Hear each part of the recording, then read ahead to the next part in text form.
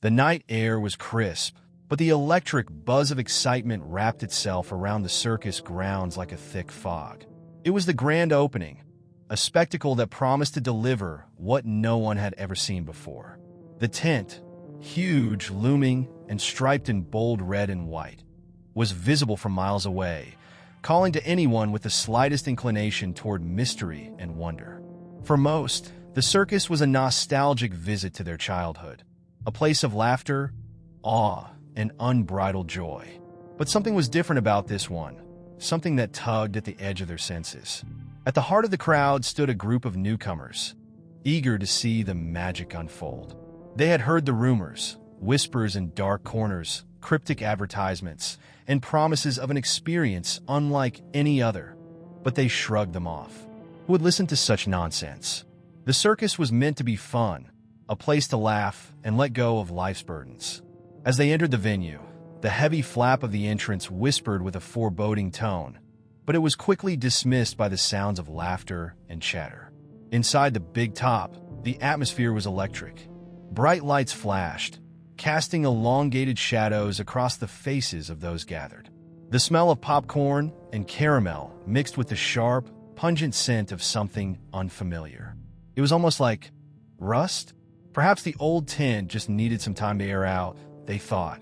The crowd settled into their seats, and the soft murmur of anticipation filled the air. The music began, a haunting, almost hypnotic melody that seemed to be playing just outside of reality. It wasn't the usual circus theme. This was something darker, more sinister. The ringmaster entered, his tall, slender figure cutting through the fog with unsettling grace. His top hat was tilted just enough to obscure his eyes, but it was clear from the way he carried himself that he commanded attention. He flashed a smile that seemed too wide, too sharp, as if his face was stretching just a little too much. His voice echoed across the tent, smooth and velvety, but with an undertone that made the hairs on the back of the necks of even the bravest attendees stand at attention. "Ladies and gentlemen, welcome to the grandest show you'll ever see," he proclaimed, his words laced with a promise, or perhaps a threat, no one could quite tell. "Tonight, we will show you wonders that will astonish you, wonders that will make you question everything you've ever known. Prepare yourselves for a journey into the unknown." The crowd applauded, but a small part of everyone felt something shift. The excitement wasn't quite as innocent as it had seemed a moment ago. There was a tension in the air that felt almost tangible.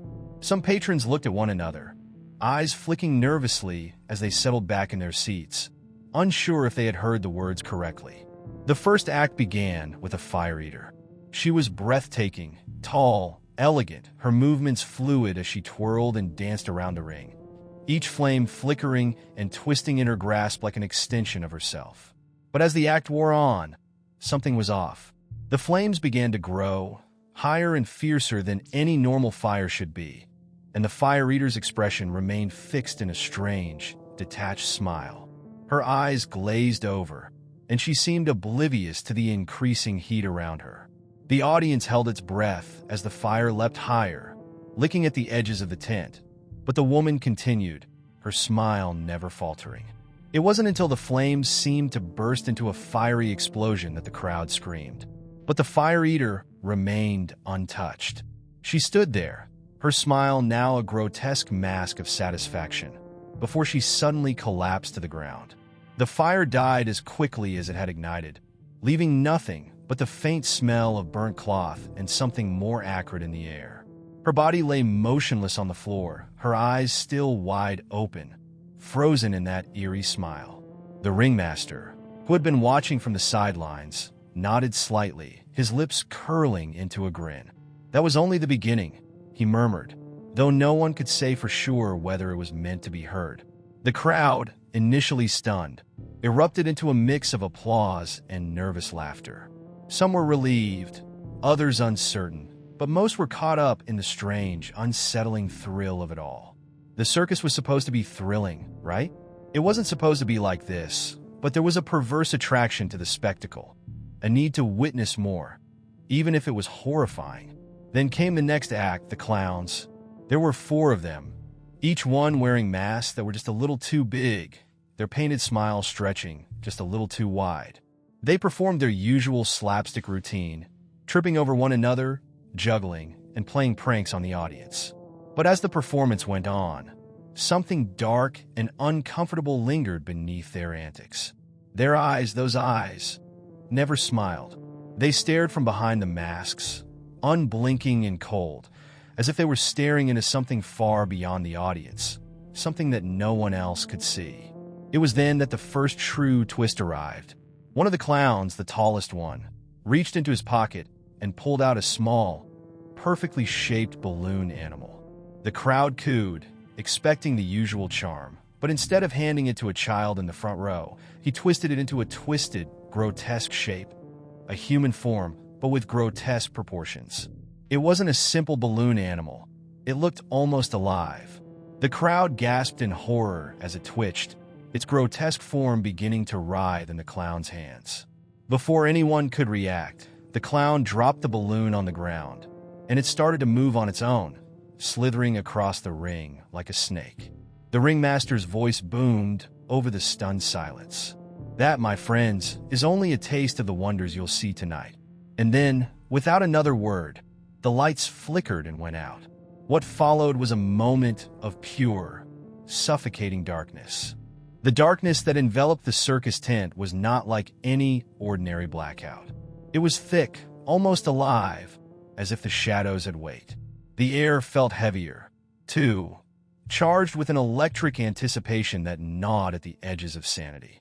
The faint rustle of movement could be heard, a shuffling that was too deliberate to be the result of mere accident. The crowd, once jubilant, now murmured in confusion and fear, their nervous whispers rising into a cacophony of disjointed questions. What happened? Was it part of the show? The only light that pierced through the inky blackness came from the far edge of the tent, where a small flame flickered weakly. It cast distorted shadows against the walls of the ring, painting grotesque images that seemed to shift and sway with each gust of wind that passed through the canvas. In that fleeting light, there was something moving, something too large to be explained by any of the performers still present. The circus was not supposed to be a place of fear, but this felt different. Something had gone terribly wrong. Then, the whispers began. At first, they were so faint that they could be dismissed as mere figments of the mind, tricks played by the fear building within the audience. But as they grew louder, more distinct, they could no longer be ignored. They came from all around them, from every corner of the tent, yet no one could pinpoint where exactly they were coming from. The voices were soft, too soft for the surrounding chaos, like murmurs of forgotten souls calling out from beyond. They'll never leave. It's too late now. The audience shifted uneasily, glancing at one another, unsure of whether to run or to stay seated, to listen or to ignore. But the weight of the atmosphere kept them rooted to the spot. It was the ringmaster's voice that eventually broke the silence, his words echoing through the tent with an unsettling clarity. "Do not fear the dark, my dear friends," he said, his tone impossibly calm, almost too serene for the tension in the air. "For it is in the darkness that we discover what is truly real." The words reverberated throughout the crowd, but no one seemed to know exactly how to react. For a moment, it was as if the entire circus held its breath, waiting for something, anything, to happen. Then, a single spotlight flickered to life, casting its eerie glow upon the center of the ring. And there, standing as though it had always been there, was a figure. It was not one of the performers, at least not in the traditional sense. This figure was not dressed in the usual circus garb, no flamboyant costumes or bright colors. It was a man, tall and gaunt, wearing a dark, tattered suit that looked as though it had not seen the light of day in decades. His face was obscured by a mask, a smooth, featureless face that gleamed in the spotlight. The mask was unsettlingly blank, as if it held no personality, no identity, just an empty, endless gaze. And in his hands, he held a bundle, twisted, malformed shapes wrapped in ragged cloth. The figure remained motionless, his eyes hidden behind the mask, yet it was clear that every eye in the tent was locked onto him. The whispers grew louder again, this time with a sense of dread that seemed to permeate every corner of the circus. Who is he? Why is he here? With slow, deliberate movements, the figure stepped forward, unrolling the cloth from his hands to reveal a collection of strange, grotesque objects, dolls, but not the kind children would play with. These dolls had eyes that were too large, their faces twisted in silent screams. Their limbs were unnaturally contorted, as though they had been forced into positions they were never meant to endure. The crowd gasped as one of the dolls seemed to twitch, its head jerking slightly to the side. The ringmaster's voice returned, but this time it was different. It no longer held the smooth cadence it once had. Now it was sharp, strained. You think you know what you're witnessing, but this is not a show, my friends. No, this is something far more personal. The lights flickered again, and for a split second, the figure with the mask was gone. The audience blinked, unsure whether they had imagined it. But when the lights came back on, everything had changed. The dolls were gone, replaced with more disturbing shapes, twisted, unnatural forms that seemed to pulse with a life of their own. The tent itself seemed to be closing in, the walls narrowing, and the once lush air felt thick with the scent of rot. Something was moving in the dark once more.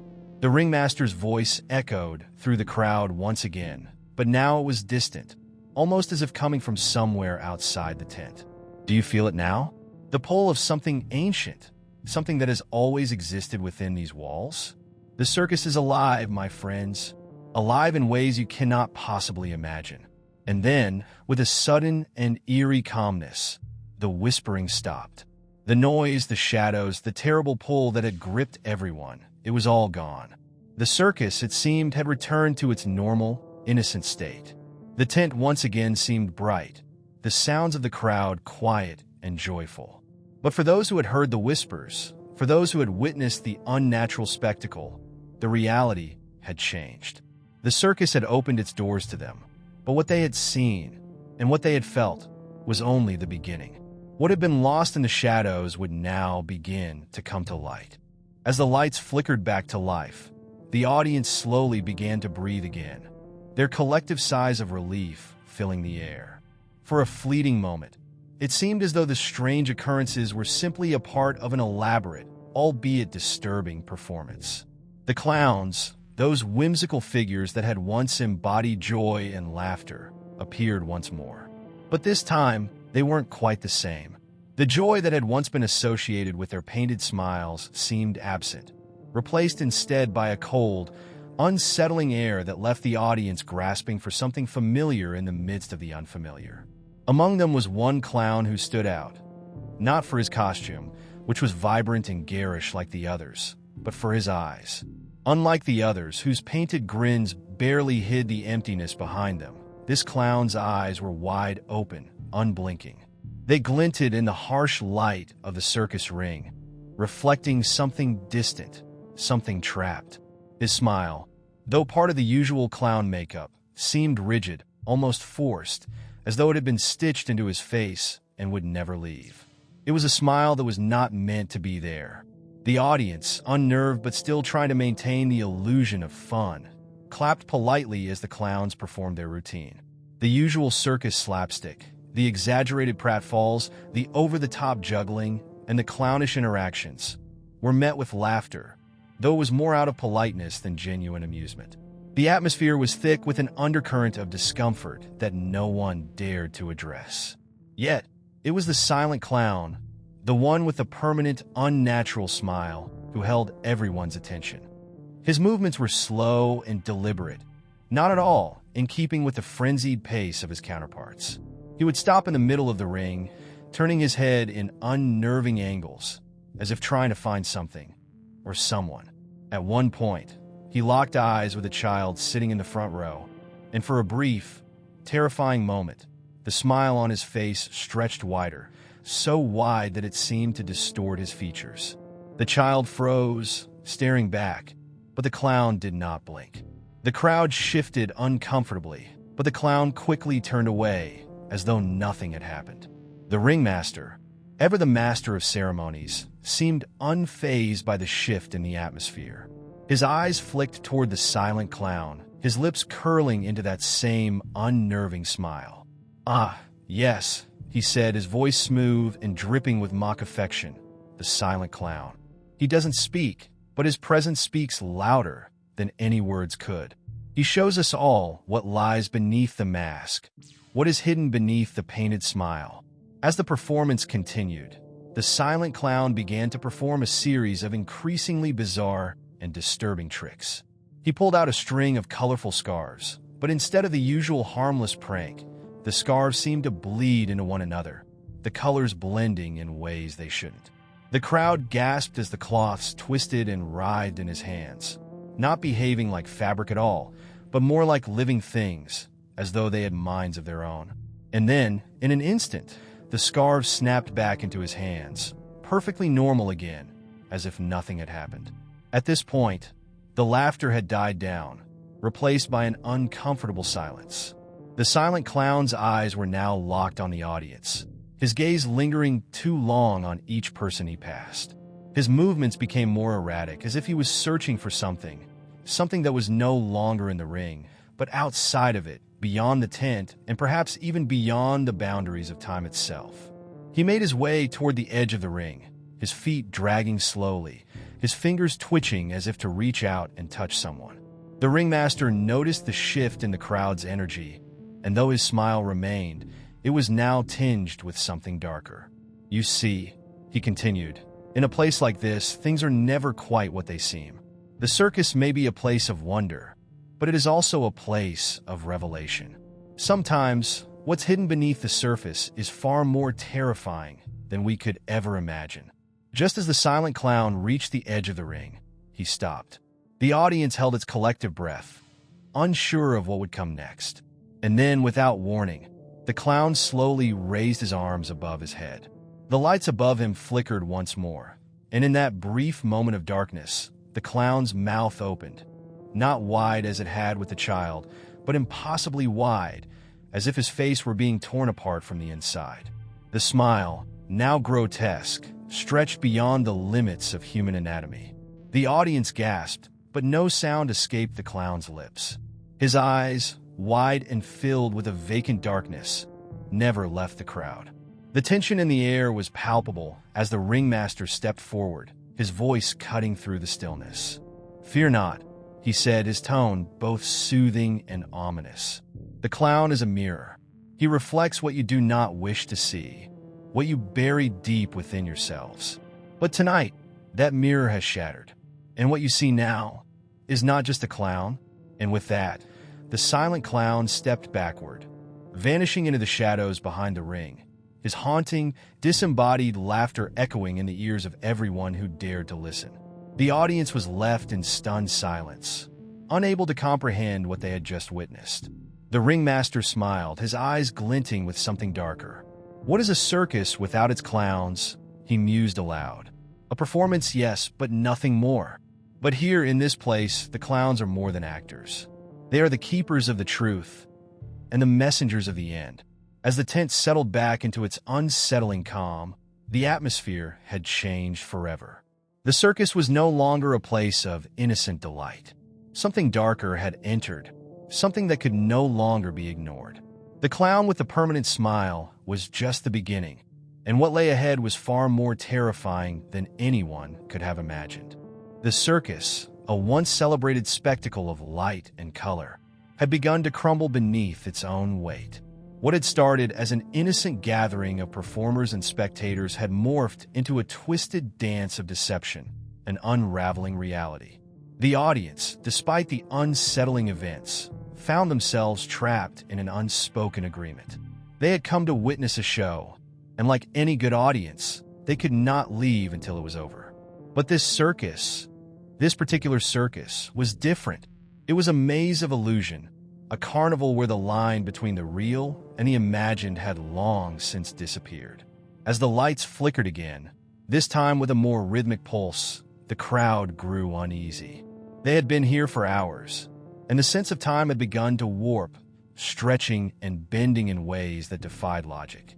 The tent, which had once seemed like a temporary structure, now felt permanent, as though it had always been there, its canvas walls growing taller, more oppressive, as though they were closing in. There was no way out, The exit, located at the far end of the tent, had become an impossible distance away, and no one dared to move. A low hum began to fill the air, reverberating through the very ground beneath their feet. It was a sound that was neither mechanical nor organic. It felt like the circus itself was breathing, as if the entire space had become a living organism, pulsing with a rhythm that matched the pounding of their hearts. The ringmaster's voice, once so commanding and charismatic, now echoed in the dark corners of the tent, growing more distorted with each repetition of his lines. It was no longer clear whether the voice was real or merely another trick of the mind. The circus is a place of endless wonder. The ringmaster's distorted voice boomed, where the rules of reality are bent and broken. But remember, my dear audience, the greatest illusion of all is that of freedom. There are no exits here, only paths. And those paths lead to places you do not wish to go. With those final words, the lights went out entirely, plunging the tent into absolute darkness. For a moment, there was nothing, no sound, no movement, only an oppressive stillness that settled over everything. The air felt thick, suffocating, as if it were holding its breath. Then, without warning, a series of small lights flickered into existence, casting weak, trembling glows that illuminated only the immediate surroundings. Each light hung from the ceiling, swaying gently, as if caught in an invisible breeze. But the way they swayed was unnatural, like the motion of a pendulum caught in a storm. The audience's breaths became shallow as they tried to make sense of what was happening. It was as if the tent itself had transformed into a labyrinth of shifting illusions. A figure appeared in the center of the ring, a performer, but one they did not recognize. His costume was a patchwork of bright colors, mismatched and ragged, as if it had been assembled from scraps of fabric. His face was hidden behind a mask, not the usual comedic mask of a clown, but a faceless visage, smooth and featureless, save for the deep, hollow eyes that seemed to stare directly into the soul of anyone who dared to look. The figure began to move, slowly at first, then with increasing speed. He spun in circles, his movements erratic, as though he were lost in the very illusion he was trying to create. The lights above him flickered with his every motion, casting shadows that danced wildly on the walls of the tent. The audience, unable to look away, watched in horror as the figure's movements became more frantic, more desperate. It was as though he were trying to escape something, or someone, trapped within the very fabric of his costume. Then, as suddenly as it began, the figure stopped, his head tilted backward, and for a brief moment, it seemed as though his neck would snap from the unnatural angle. The mask, which had been smooth and unblemished, began to crack, slowly at first, then faster, as though it were breaking apart under immense pressure. The cracks spread across the mask, revealing what lay underneath. Not flesh, but a mass of shifting, writhing darkness, like an endless void. The audience recoiled, unable to comprehend what they were seeing, but their bodies remained frozen in place. The tent seemed to close in around them, the walls pulsing with an unearthly energy. The air grew colder, the chill biting at their skin, as though the temperature had dropped by several degrees in an instant.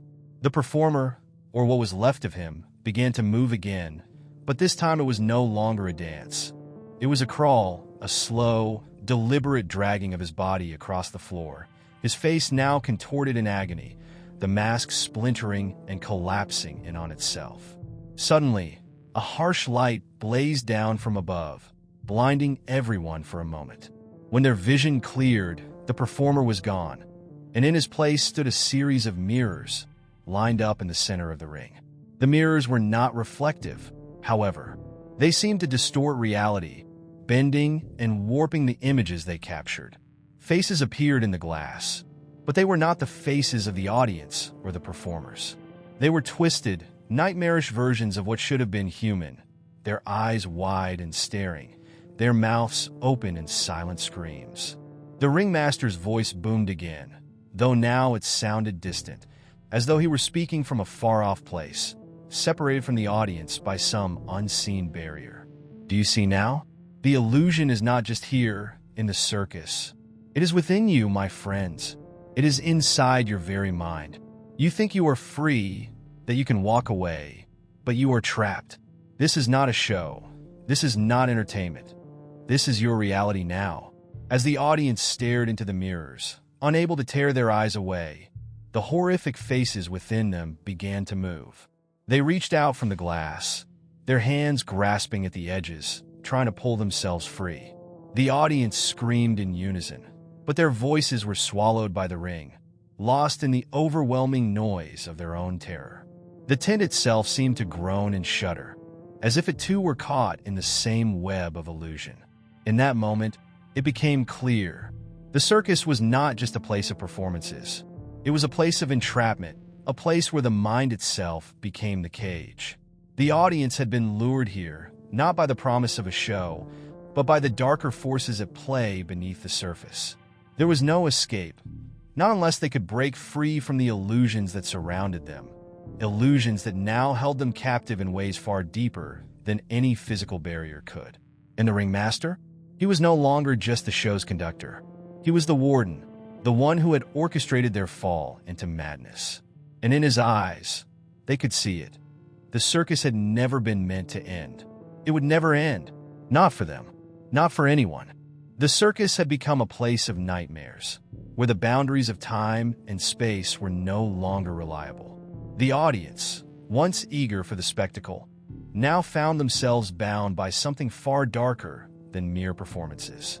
The mirrors had revealed something profound and unsettling. The reflection of their own inner fears, now made flesh. It was as if the circus had transcended the physical realm, pulling them into a world of unrelenting illusion where the very concept of escape had been stripped away. They were trapped, not just in the tent, but in the labyrinth of their own minds. The ringmaster, with his ever-present smile, continued to oversee the unfolding chaos. He was no longer merely an entertainer. He was a conductor of fate, an architect of madness. His presence alone was enough to shift the very fabric of the tent, shaping it into whatever form he desired. His power over the space was absolute, and he seemed to delight in the unraveling of the audience's sanity, as if watching them break was the ultimate performance. Yet, it wasn't just the circus performers who had been affected. The audience members themselves were changing. They were no longer merely passive observers of the strange spectacle before them. They were becoming part of it. One by one, people began to act differently, as though the illusions around them were starting to seep into their thoughts and alter their very essence. Some started to laugh uncontrollably, their faces twisting into grotesque expressions, as if they were being overtaken by something far darker than amusement. Others, eyes glazed over, began to speak in low, monotone voices, repeating phrases they couldn't possibly have known, as though the circus had unlocked something hidden deep within them. Amid the confusion, a single figure stood apart from the chaos. Ella, a young woman who had arrived at the circus hoping for a night of entertainment, now found herself a part of the spectacle. She had been quiet since the mirrors appeared, her wide eyes fixed on the distorted images they contained. Unlike the others, she did not scream or laugh. Instead, she felt an unsettling pull toward the mirrors, as if something in their reflection called to her, a dark, forgotten part of her soul. She did not recognize the faces within the glass, yet they seemed so familiar, like fragments of memories she had long since buried.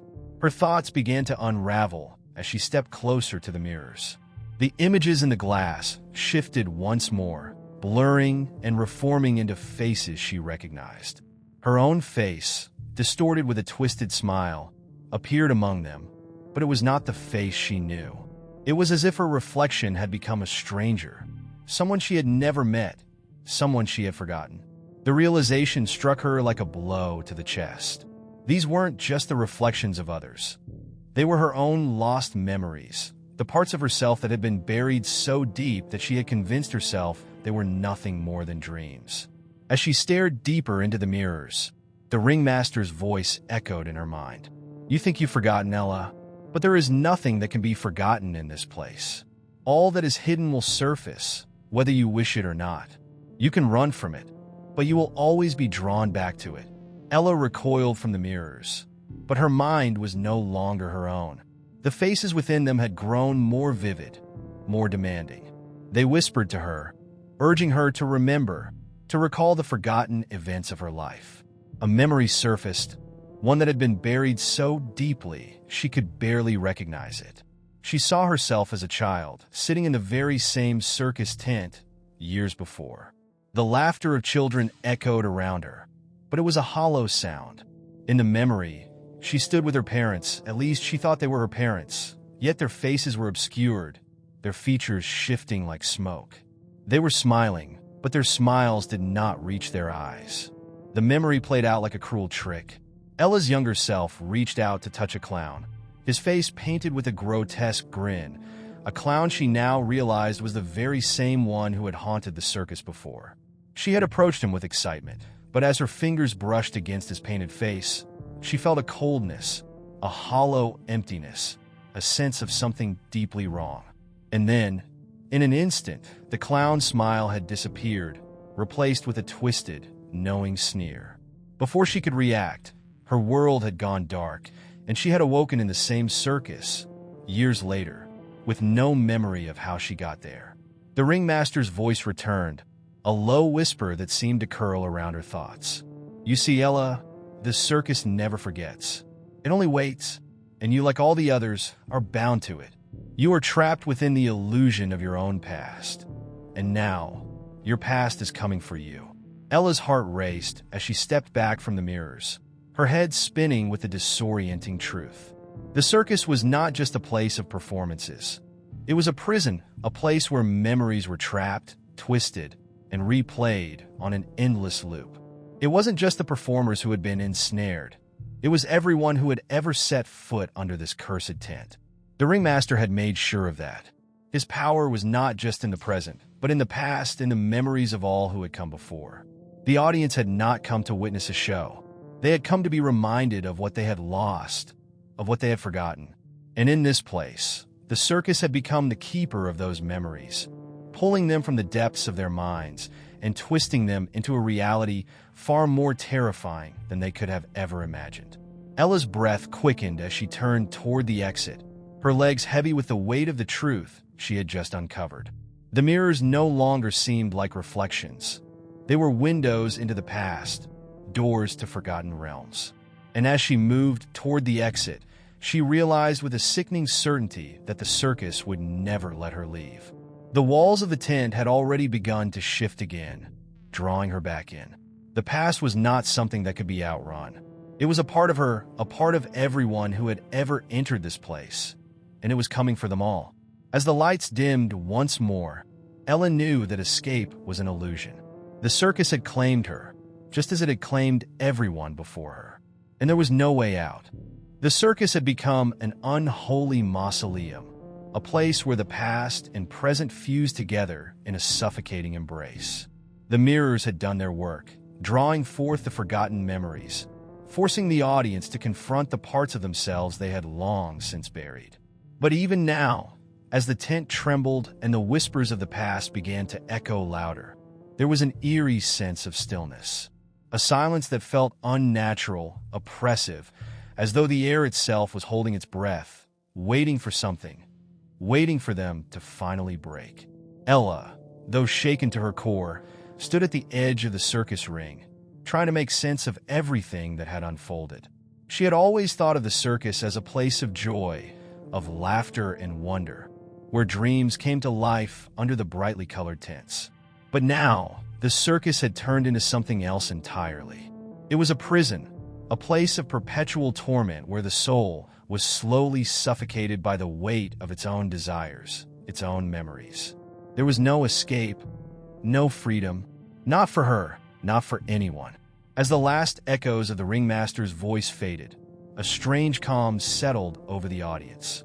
It was the kind of silence that is not born from peace, but from a growing fear, a silence that made the heart race, made the skin crawl. It was as though the circus had reached its final act, and no one was ready to face the end. Yet, even in this quiet, there was movement.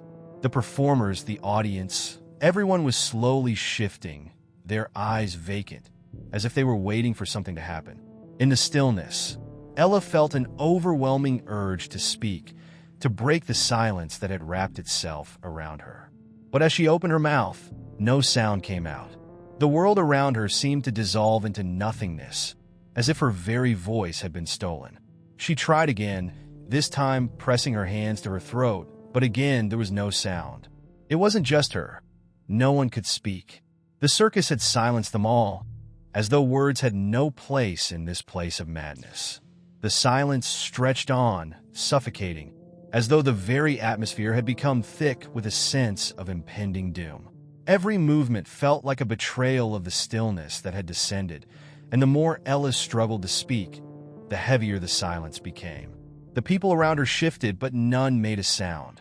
They were trapped in this strange world, where even their voices had been taken from them. It was as if the circus had robbed them of their identity, rendering them nothing more than passive figures in a show that had long since ceased to entertain. Yet, in the silence, Ella began to hear something else, a low hum, barely perceptible at first, but growing louder with each passing moment. It was a sound that seemed to emanate from the very walls of the tent, vibrating in the air like a distant heartbeat. It was not the kind of hum one would hear from machinery, nor the rustle of wind through the canvas. It was a pulse, rhythmic and deliberate, as though something was alive in the tent, something that had been there all along, hidden beneath the surface of the show. The hum grew louder, becoming an almost tangible force that pressed in on her, pushing against her chest, making it harder to breathe. It was as though the circus itself had become sentient, aware of its prisoners, of the souls trapped within its confines. The hum was not just a sound. It was a presence, an entity that had been feeding off their fear, growing stronger with every passing moment of silence. And Ella realized with a jolt of horror that it was not content with merely watching them.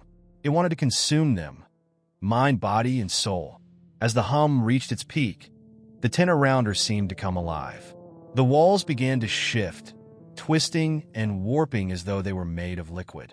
The colors of the canvas, once bright and garish, began to melt into one another, blending into a swirling mass of dark reds, blacks, and purples. It was no longer a tent. It was a maw, a giant, gaping mouth ready to swallow them all whole. Ella staggered back, her mind racing. The silence had taken on a new meaning, a new purpose. It was not the absence of sound. It was the absence of escape. The circus had done more than trap them in a physical space. It had trapped them in the very essence of their being. The memories they had forgotten, the desires they had buried, they were all being pulled into the silence, dragged into the void where there was no room for them to exist. This was not just a circus. It was a force of nature, a living entity that thrived on their fears, their regrets, their deepest, most hidden truths. And yet, in the midst of the suffocating silence, Ella heard something else, something that did not belong. A whisper, faint but unmistakable, cutting through the hum like a knife through the dark. It was a voice, but not one she recognized. It was soft, gentle, almost soothing, yet laced with an undercurrent of malice.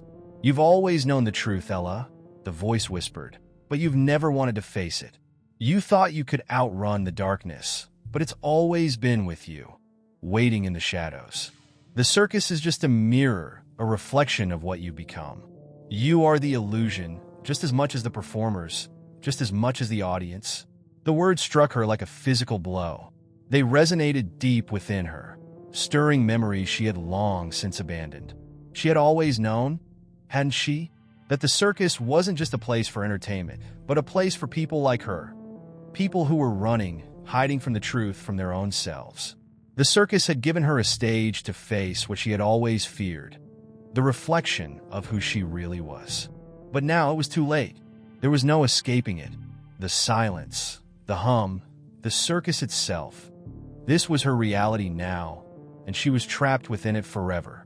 The hum began to grow again, louder this time, almost deafening, as if the circus was preparing for something monumental. The walls of the tent warped and twisted, and Ella could feel the ground beneath her feet trembling, as though the very earth was shaking in fear. The circus was alive, and it was closing in, ready to claim its next victim. She tried once more to scream, to break free, but the silence swallowed her whole. There was no sound, no voice, nothing, just the crushing weight of her own thoughts, her own fears, and the realization that escape was nothing more than a distant illusion. In that moment, Ella understood the true horror of the circus. It was not a place of escape. It was a place where everything was brought to the surface, where every fear, every regret, every unspoken truth was amplified until it consumed everything.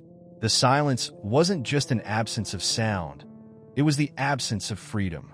The circus had taken everything, and it would never let go. In the suffocating silence that had gripped the circus, where fear and anticipation weighed heavily in the air, Ella found herself trapped in a maze of her own unraveling thoughts. The tent no longer seemed like a physical structure, but more like an organism, a living, breathing entity pulsating with an unholy energy. It had a mind of its own, and it was closing in on her. She could feel its tendrils creeping into her consciousness, wrapping around her thoughts, twisting them, breaking them. But even in the face of this impending doom, there was one thing that stood out above all else: the ringmaster. The man who had orchestrated this twisted carnival, whose face had never wavered in its unnatural smile, even as the horrors unfolded before them. Ella's thoughts circled back to him. The ringmaster. Who was he really? His unsettling calm, his otherworldly presence. Everything about him seemed to speak of a power that went far beyond mere human control. He wasn't just the leader of a circus. He was something much darker. He was the source of this nightmare, the architect of their torment. And as much as she tried to ignore it, she couldn't shake the feeling that he had been waiting for this moment, waiting for her to reach this point of utter despair so that he could reveal the truth about the circus and the truth about her. With each passing second, the circus around her seemed to grow darker, the colors fading into the shadows, as if the very walls were being consumed by an unseen force. The hum from earlier still reverberated in her bones, but now it was accompanied by a low, eerie chant that seemed to rise from the very ground beneath her feet. The voices of the audience and performers had been swallowed by the silence, but this chant, it was something else. It was as though it had always been there, buried deep within the circus, waiting for the right moment to emerge. As Ella struggled to make sense of it all, she noticed something. In the distance, at the far end of the ring, a spotlight flickered on, casting an eerie glow over the stage. And there he was, the ringmaster. He stood tall, his figure silhouetted against the light, his crimson coat flowing like blood in the darkness. The crowd's silence had given way to a strange reverence as his presence commanded the very space around him. His eyes, those cold, empty eyes, seemed to glimmer with an almost predatory glee as he slowly began to move toward her. With every step the ringmaster took, the world around Ella seemed to warp, as though reality itself was bending to his will.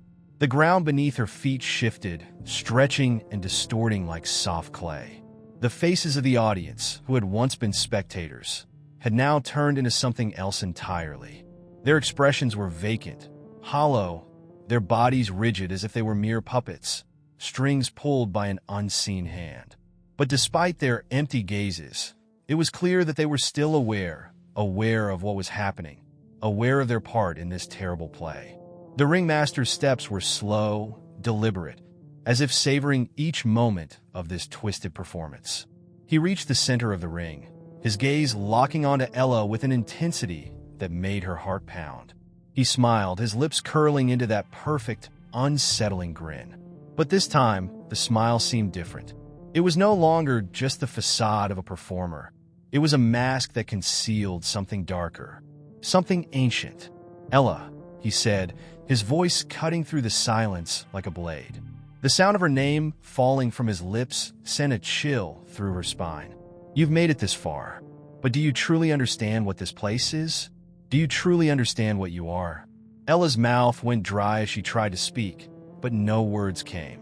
She could feel her throat constricting, the weight of the silence pressing in on her once more. The ringmaster's eyes bore into her, pulling her into his gaze, and she felt herself slipping into something dark, something far beyond the realm of what she could comprehend. She wanted to scream, to fight back, but her body betrayed her. She was frozen, paralyzed by the force of his presence. This circus, he continued, his voice now a low, mocking whisper, was never meant to entertain. It was never meant to be a place of joy or wonder. It is a place of revelation, of truth.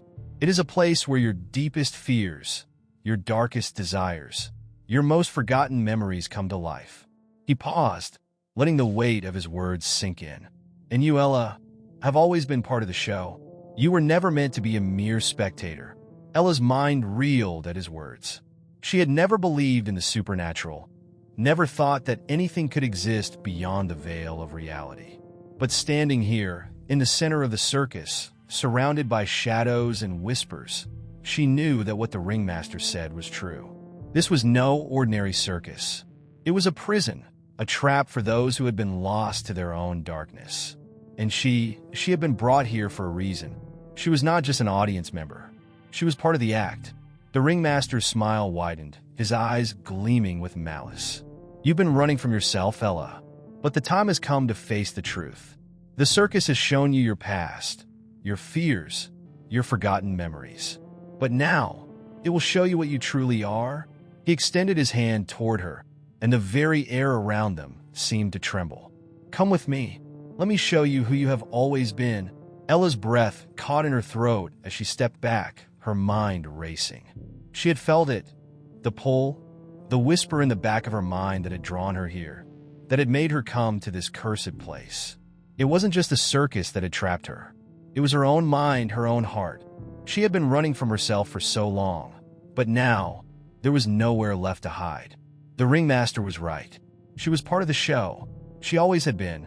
Don't be afraid, the ringmaster said, his voice almost tender now, as though he were offering her a gift. You are the final piece, Ella, the one who has always belonged here. The circus needs you, and soon you will understand why. Ella stood there, paralyzed, her heart pounding in her chest. She wanted to flee, to run away from this nightmare. But deep down, she knew she could not escape. The circus had claimed her, just as it had claimed so many others before her. And now, it was her turn to play her part in the ringmaster's twisted performance. She could feel it, the dark truth that had been waiting for her all along. With a final, deliberate step, the ringmaster reached out and touched her hand, his fingers cold as ice. And in that moment, Ella understood. She was not just part of the show. She was the show. Ella's hand trembled as the ringmaster's fingers brushed against hers. The coldness of his touch seeped into her skin, spreading through her veins like ice. It was as though his very essence was draining her, pulling her into a state of paralysis that rendered her unable to move or think. Yet beneath the overwhelming sense of dread, there was something else, something familiar. It was a feeling she had long since buried, a long-forgotten memory that stirred within her chest like a fluttering bird, desperate to be set free. The circus had always been a place of illusions, a place where reality twisted and contorted, bending to the whims of the performers. But now, as the ringmaster's grip tightened, Ella felt the circus itself shifting beneath her feet. The world around her seemed to dissolve, blurring at the edges until nothing remained but the oppressive weight of the tent and the chilling presence of the ringmaster. The lights dimmed, casting everything in a twilight haze, and the murmurs of the audience seemed to fade into nothingness. They were no longer just spectators. They were witnesses to something far darker than they could have imagined. Do you feel it? The ringmaster's voice was a velvet whisper, a seductive pull that seemed to vibrate through her bones. This is not just a circus, Ella. This is a mirror that reflects the truth of who we really are. The circus is the manifestation of your soul, your deepest desires, your darkest regrets. Everything you've ever tried to bury is alive here, in this place. Ella's heart raced as the ringmaster's words sank in. She had always known, on some level, that the circus was more than it seemed. But to hear him speak it aloud, To realize that she had been part of this twisted performance all along was something far more horrifying than anything she had anticipated. This was not just a show. It was an ongoing, living nightmare, an eternal cycle where every person who entered was forced to confront the truth of their own existence. The performers, the audience, they were all trapped in this nightmare, playing their parts over and over again, just as she now would. As she stood there, frozen in place, the world around her began to change once more. The tent, once a vibrant tapestry of colors and lights, now seemed to wither, its once gleaming surface turning dull and decayed. The circus had become a reflection of something much darker, something ancient. The walls pulsed with a strange energy, as though they were alive and hungry. And in the center of it all stood the ringmaster, his grin never faltering, his eyes gleaming with a strange satisfaction. "What is this place?" Ella managed to whisper, her voice barely audible in the suffocating silence. "What do you want from me?" The ringmaster tilted his head, as if amused by her question. "I do not want anything from you, Ella," he replied, his voice smooth and deep. "I simply want to show you the truth, to show you what you have been hiding from all your life. You see, this circus, this show, it is not something that happens to you. It is something that happens because of you. You have created it. You have summoned it into being." Ella's breath hitched. She had always thought of herself as an ordinary person, someone who could live her life without delving into the supernatural or the strange. But here, in the heart of the circus, she was confronted with the undeniable truth. She was not just a passive observer. She had played a part in this creation. The circus had been born from her, from the darkness she had carried within her all this time. The ringmaster stepped closer, his presence now overwhelming. "You think you are just a witness to this madness, but you are much more than that. You are the architect. You are the one who has built this twisted stage for yourself and everyone else who has ever entered. You are the reason this place exists, Ella. And now, you must face the consequences." Ella's mind spun. How could this be true? She couldn't remember creating the circus. Could she? It had always felt like an escape, a place of wonder, a place where she could leave behind the weight of her everyday life. But now, it felt as though the circus was a reflection of her deepest fears, her hidden desires, her guilt. Everything she had tried to bury, every emotion she had suppressed, had taken root here, in this place. And now it was coming back to haunt her. The ringmaster's voice was soft now, almost intimate. "Do you see, Ella? The performers are not mere actors. They are fragments of you. Each one of them represents a piece of your soul, a piece of your psyche that you have tried to repress. They are the parts of you that you refuse to confront, the pieces of yourself that you wish to forget. But they will never leave. They will always be here, in this place, waiting for you to acknowledge them." Ella's vision blurred as she tried to comprehend the enormity of what he was saying. The performers, were they truly part of her? Were they embodiments of her past, of her choices, her mistakes? Every face she had seen in the circus, every strange and unsettling act, had they all been a reflection of her own inner turmoil, of the fractured pieces of her soul? The more she thought about it, the more the pieces began to fall into place. But before she could form another thought, the ground beneath her feet trembled. The circus, it seemed, was not finished with her yet. The ring, once a familiar sight, began to distort, the edges warping as though reality itself were being twisted. The air grew heavier, pressing down on her chest, and she could feel the weight of the circus's gaze upon her. It was as if the tent itself had become alive, its very fabric a reflection of the horrors contained within. The walls seemed to pulse with an unnatural rhythm, as though they were breathing. The ringmaster's face grew darker, his smile stretching wider. "The show is not over, Ella. This is only the beginning. You have made your choice, and now you will face what you've brought into existence. But remember, there is no escape. The circus will always remain with you, a part of your soul, a part of your mind. It is the stage on which you will play out your greatest fears, your deepest regrets, and it will never let you go." Ella wanted to scream, to run, to wake from this nightmare. But she knew deep down, that there was no waking. The circus had claimed her. It had always claimed her. She was a part of its twisted fabric, woven into its tapestry of echoes, and she would remain here, in this place, forever. As the ringmaster's words reverberated in the air, a new layer of understanding began to settle into Ella's mind. It was a cold, terrifying clarity, one that made her feel as if the ground beneath her feet was being pulled away, as though the very fabric of reality were beginning to unravel. She had always thought of herself as separate from the circus, a mere observer caught in the gravity of its twisted allure. But now, the truth had come crashing down on her like a thunderclap in the dead of night. The circus wasn't just something that happened to people. It was an extension of herself. Her fears, her regrets, her darkest desires, all laid bare in the grotesque forms of the performers who seemed to dance on the edge of her sanity. The realization hit her like a flood. Each performer, each act, was a mirror of her own soul. They were reflections of herself, broken and fragmented, each one representing a piece of her psyche that she had tried desperately to bury. The contortionist was her fear of vulnerability, twisting and bending in ways that no human body should. The strongman, towering and imposing, was her unacknowledged rage, a manifestation of her unspoken violence. The clown, with its manic grin, was her hidden sorrow, its laughter a twisted mask for the pain she had long since abandoned. And the animals, the grotesque, impossibly large beasts, perhaps they were the primal parts of her, the instincts she had been too afraid to confront. The ringmaster had told her that the circus was a mirror, and now, in the heart of it, she could see the reflection of herself in every corner of the tent.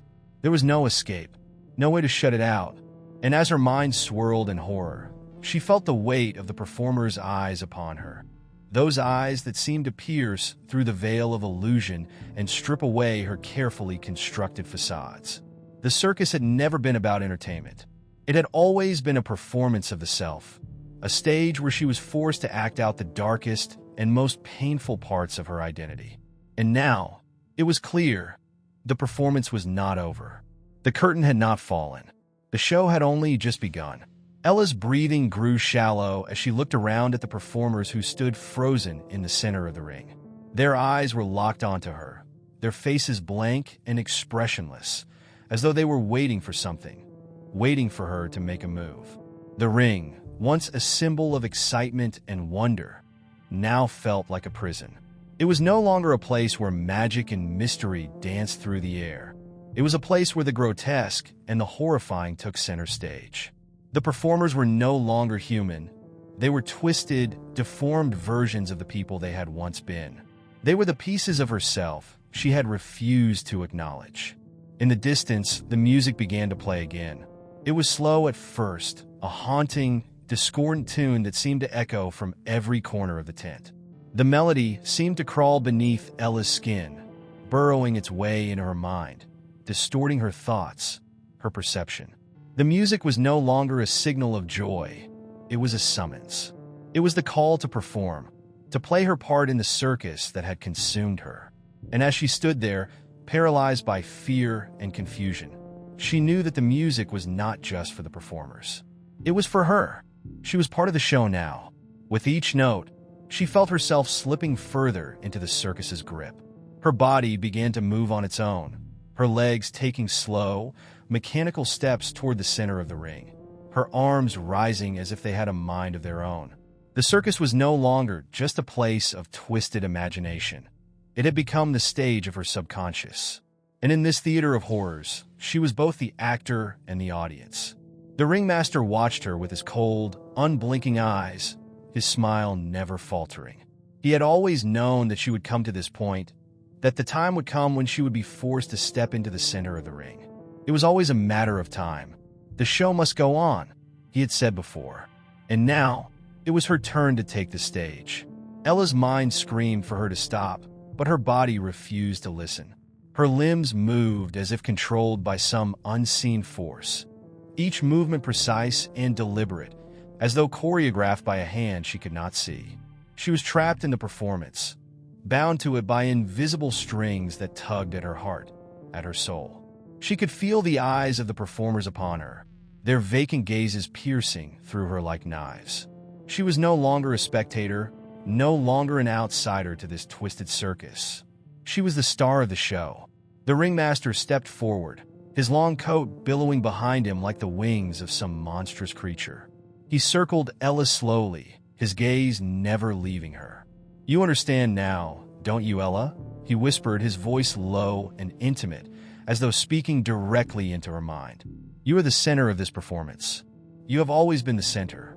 Everything that happens here, everything that you see, it is all for you.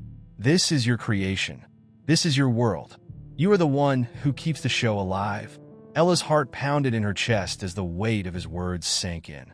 This was her creation, her own twisted circus. She had thought of it as an escape, a refuge from the world she couldn't bear to face. But now, she realized, it was a reflection of everything she had ever feared.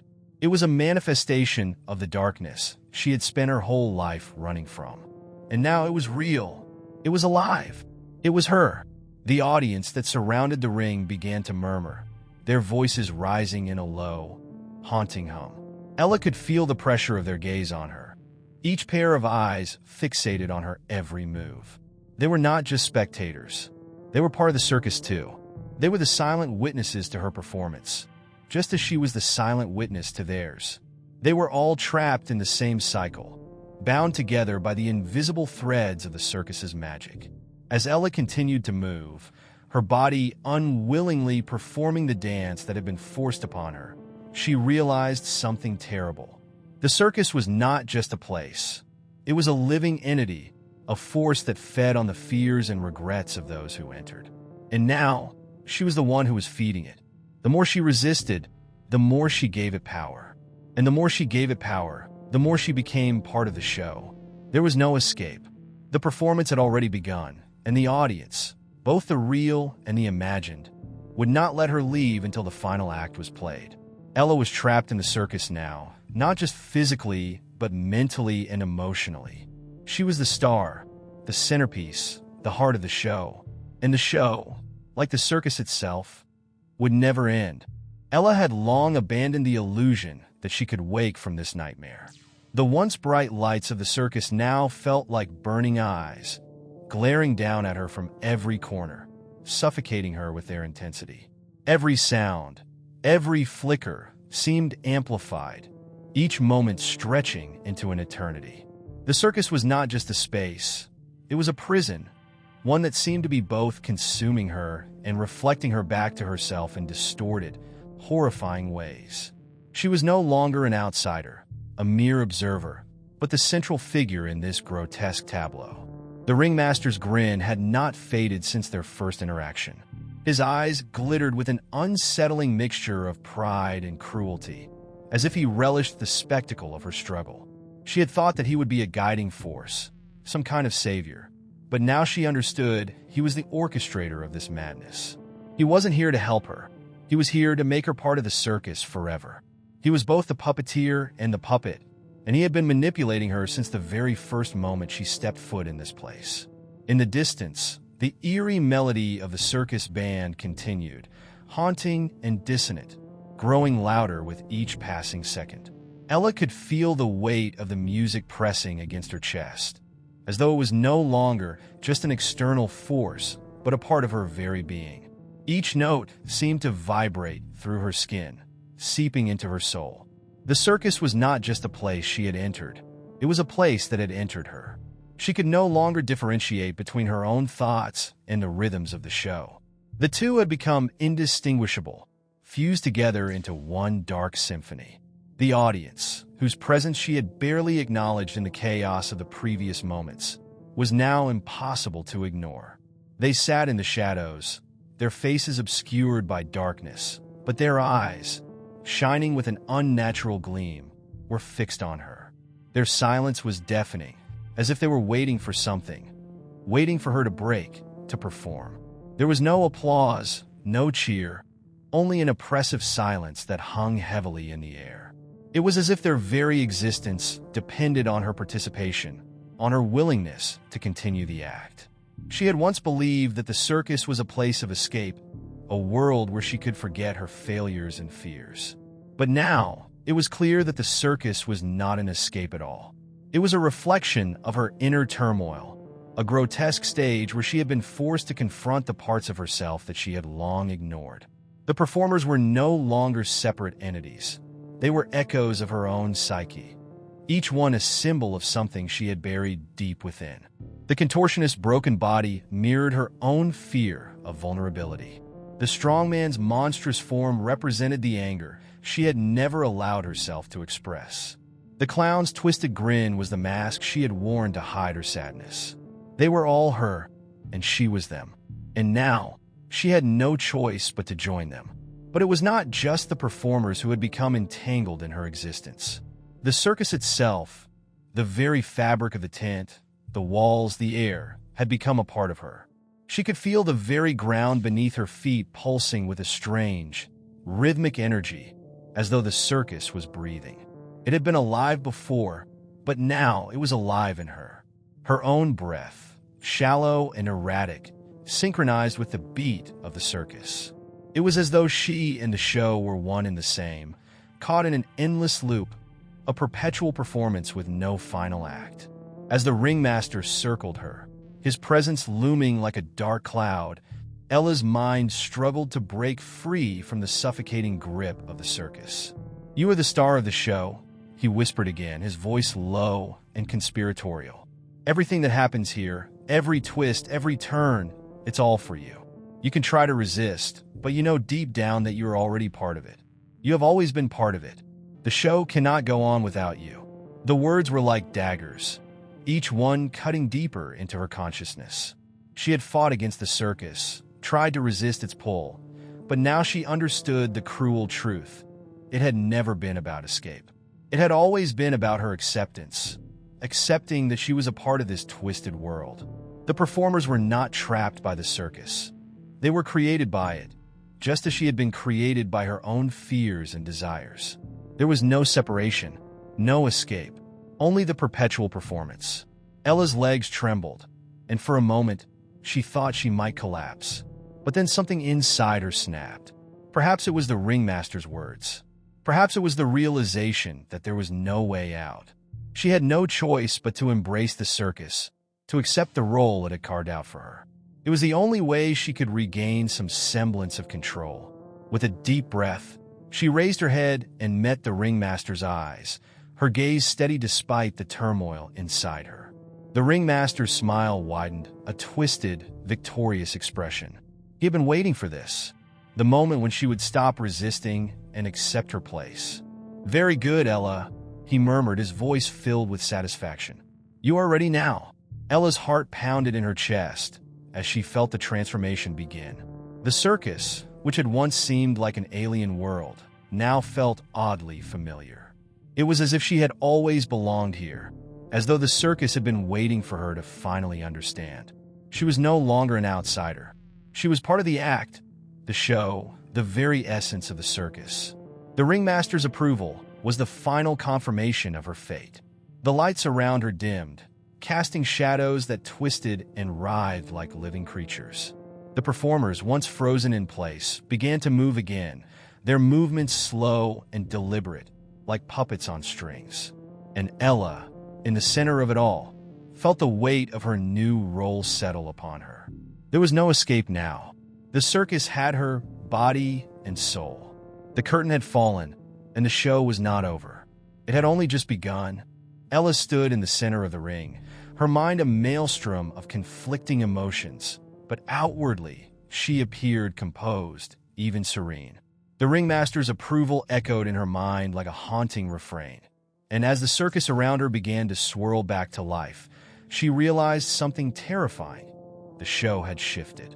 It was no longer just about her struggle to understand the circus. It had become about her full immersion into its madness. The lights, once harsh and unforgiving, now seemed warm, like a comforting embrace, blinding her with their glow as the audience began to murmur in approval. She had crossed a line, and the audience's eyes were locked onto her, as if waiting for her to perform. The performers were no longer static figures. They had come alive in a way that felt almost supernatural. The contortionist, her body once twisted beyond human comprehension, now moved with a fluidity that defied any semblance of reality. She bent and folded in shapes no person should ever be able to make. Yet her movements were graceful, deliberate, like a dance that had been rehearsed for 1,000 years. The strong man, once a hulking mass of muscle, now appeared almost fragile, as though his muscles were as liquid as the water he bent beneath his weight. His movements were slow and hypnotic, his face unreadable, as if he had transcended the limits of human form. Ella watched them, her heart hammering in her chest as she tried to make sense of what was happening. The performers, once grotesque and horrifying, had somehow become more than they had been. They were no longer just echoes of her fractured psyche. They were something else, something beyond the realm of her comprehension. They seemed to be transforming into creatures of their own volition, their identities no longer defined by the circus, but by the twisted bond they shared with her. And yet, amidst the transformation, Ella felt no joy, no elation. Instead, she felt an emptiness, a hollow sense of dread. She could no longer tell where she ended and the circus began. The line had blurred beyond recognition. The audience, who had previously been a silent, shadowy presence, was now making noise. Low, guttural murmurs of approval that slowly morphed into chants. Their words were unintelligible at first, but soon they began to form a rhythm, a chant that seemed to reverberate in Ella's very bones. She could feel it deep in her core like a vibration that matched her pulse. It was then that Ella realized the audience was no longer human. They were part of the circus as much as she was. They were its creation, just as she had become. They were its heartbeat, its life force. They were not merely spectators. They were the essence of the show, feeding into it, living off of it. And now, their chants began to grow louder, clearer, and more insistent. They weren't chanting for the performers. They weren't chanting for the ringmaster. They were chanting for her. Ella! Ella! Ella! The name echoed through the tent, reverberating off the walls, until it felt as though the very fabric of the circus was made of the sound of her name. The weight of their gaze, the intensity of their presence, suffocated her.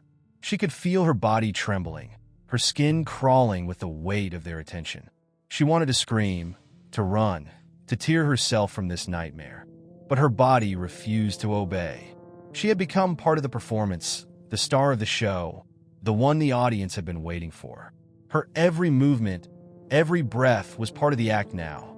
She turned to face the ringmaster, whose ever-present smile had taken on a new quality. It was no longer the amused, mocking grin of someone in control. Now, it was a smile of satisfaction, of triumph. He stood on the edge of the ring, his eyes gleaming with an almost paternal affection, as though he were watching the birth of something magnificent. "Do you see now?" he said, his voice a low, soothing whisper. "The crowd adores you. You are the center of their world. You are the heart of the circus." Ella wanted to deny it. She wanted to scream that this wasn't her, that this wasn't who she had ever been.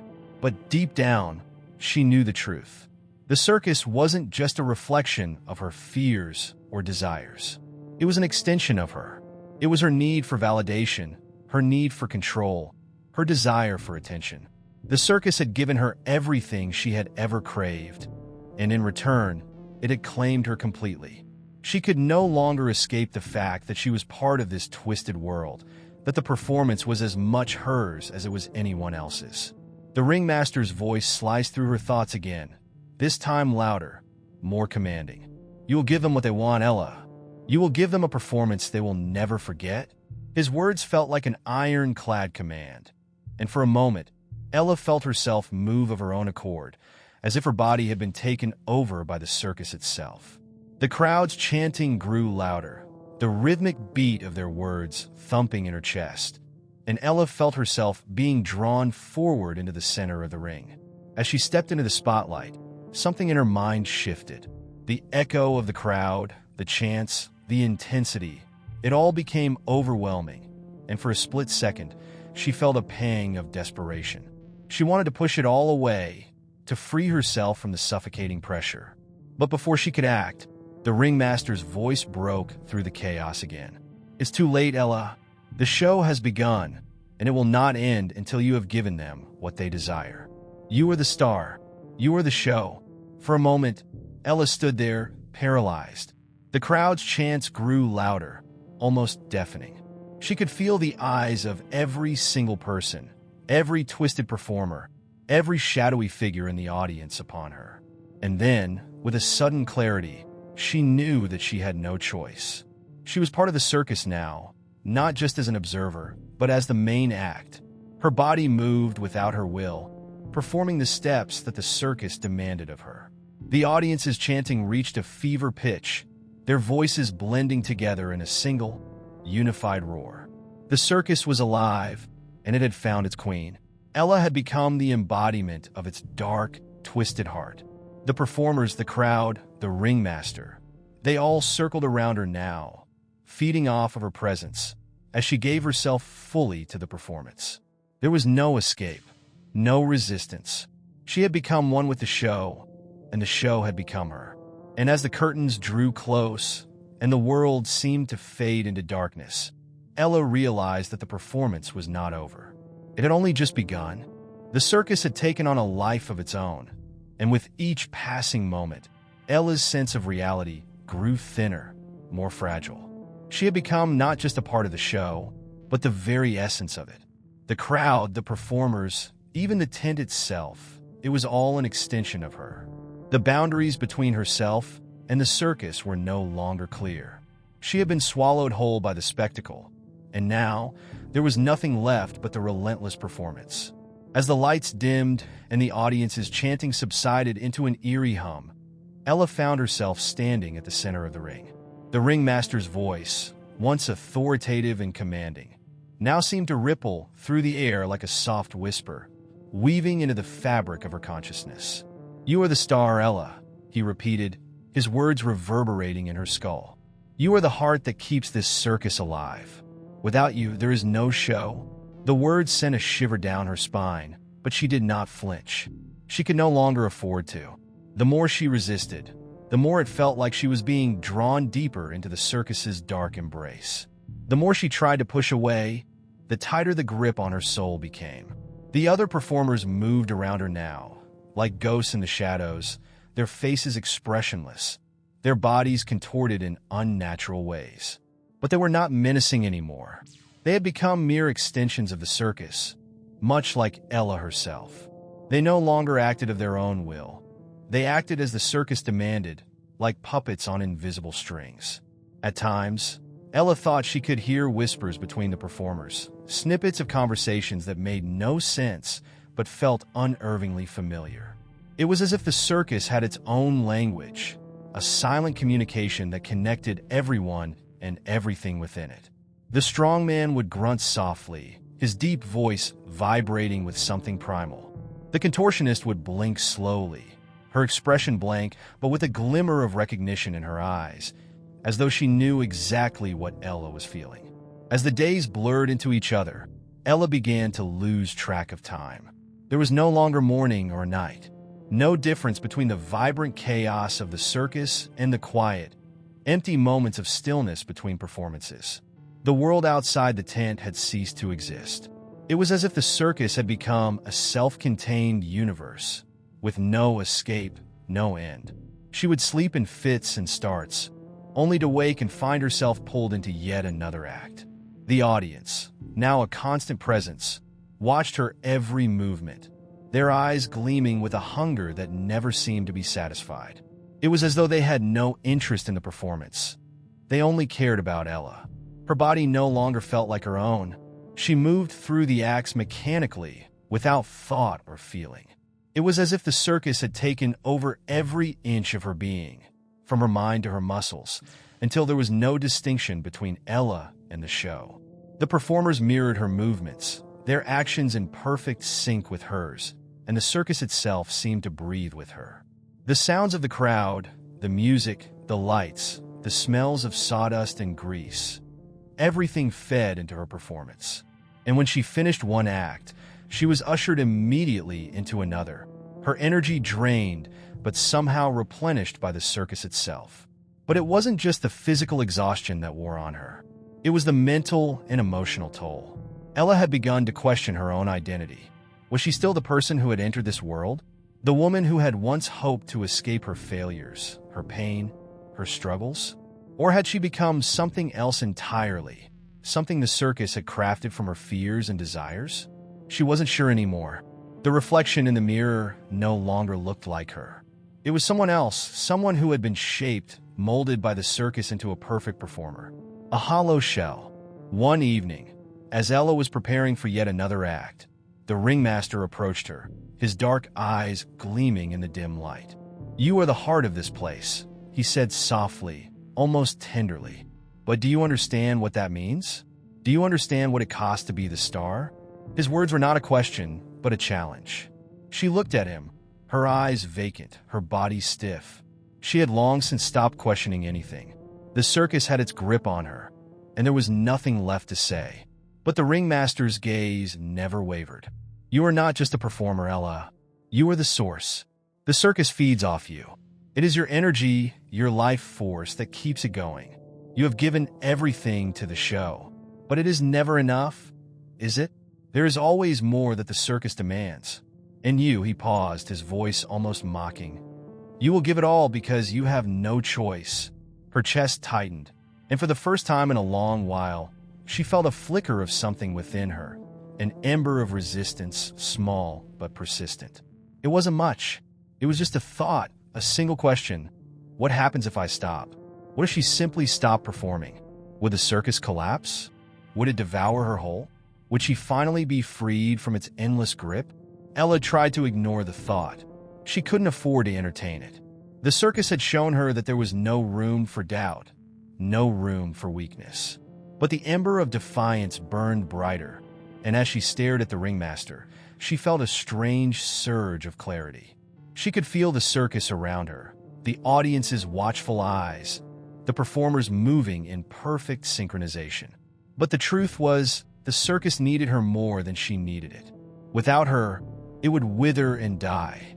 For the first time in what felt like an eternity, Ella thought she saw a glimmer of hope. Not a way out, but a way to break the endless cycle. She was no longer just a puppet of the circus. She was its creator. She was the one who could control the performance.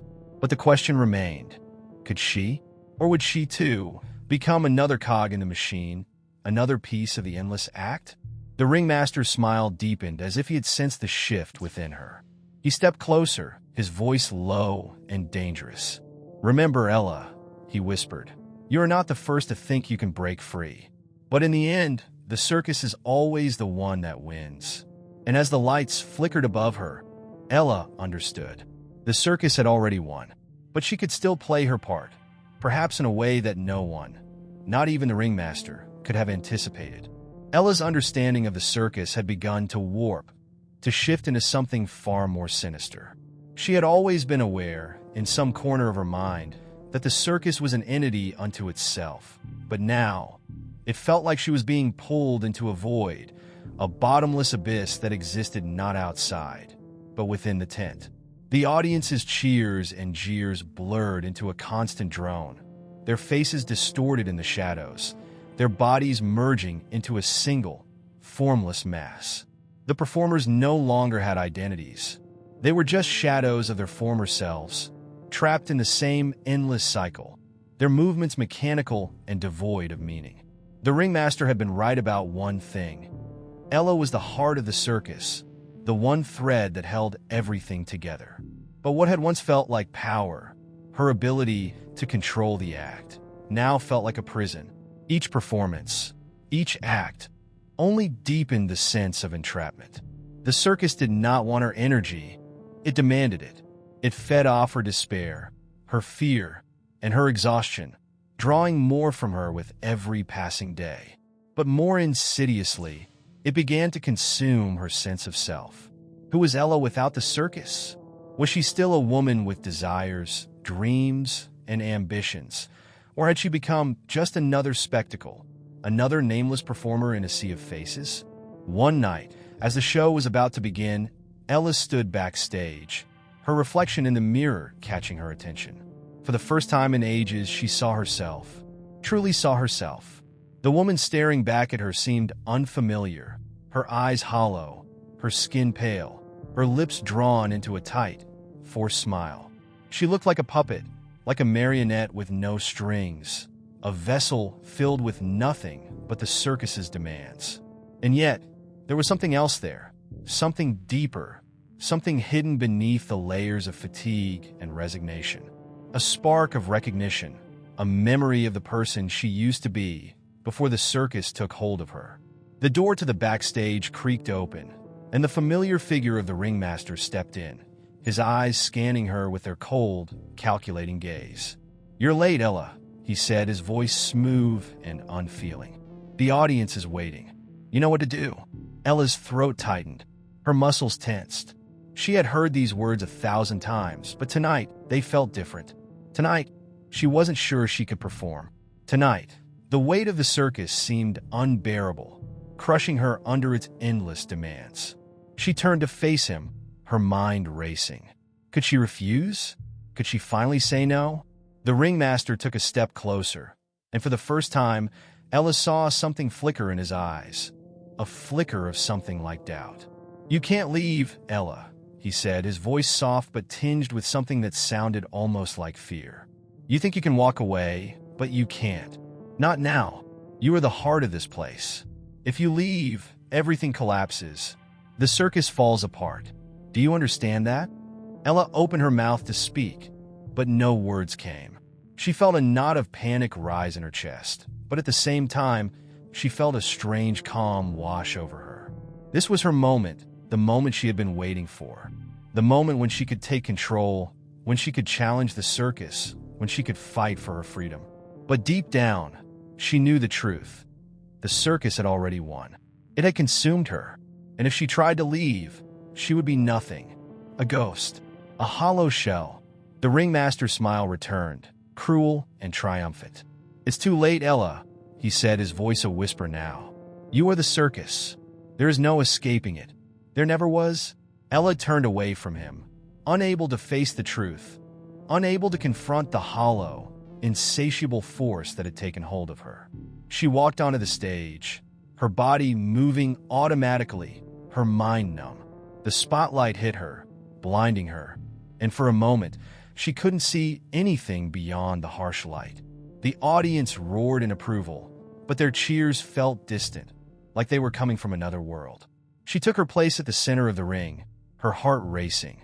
The familiar sense of detachment washed over her, and for a brief moment, she wondered if she could simply fade away, if she could disappear into the fabric of the circus, become nothing more than a memory, a whisper in the wind.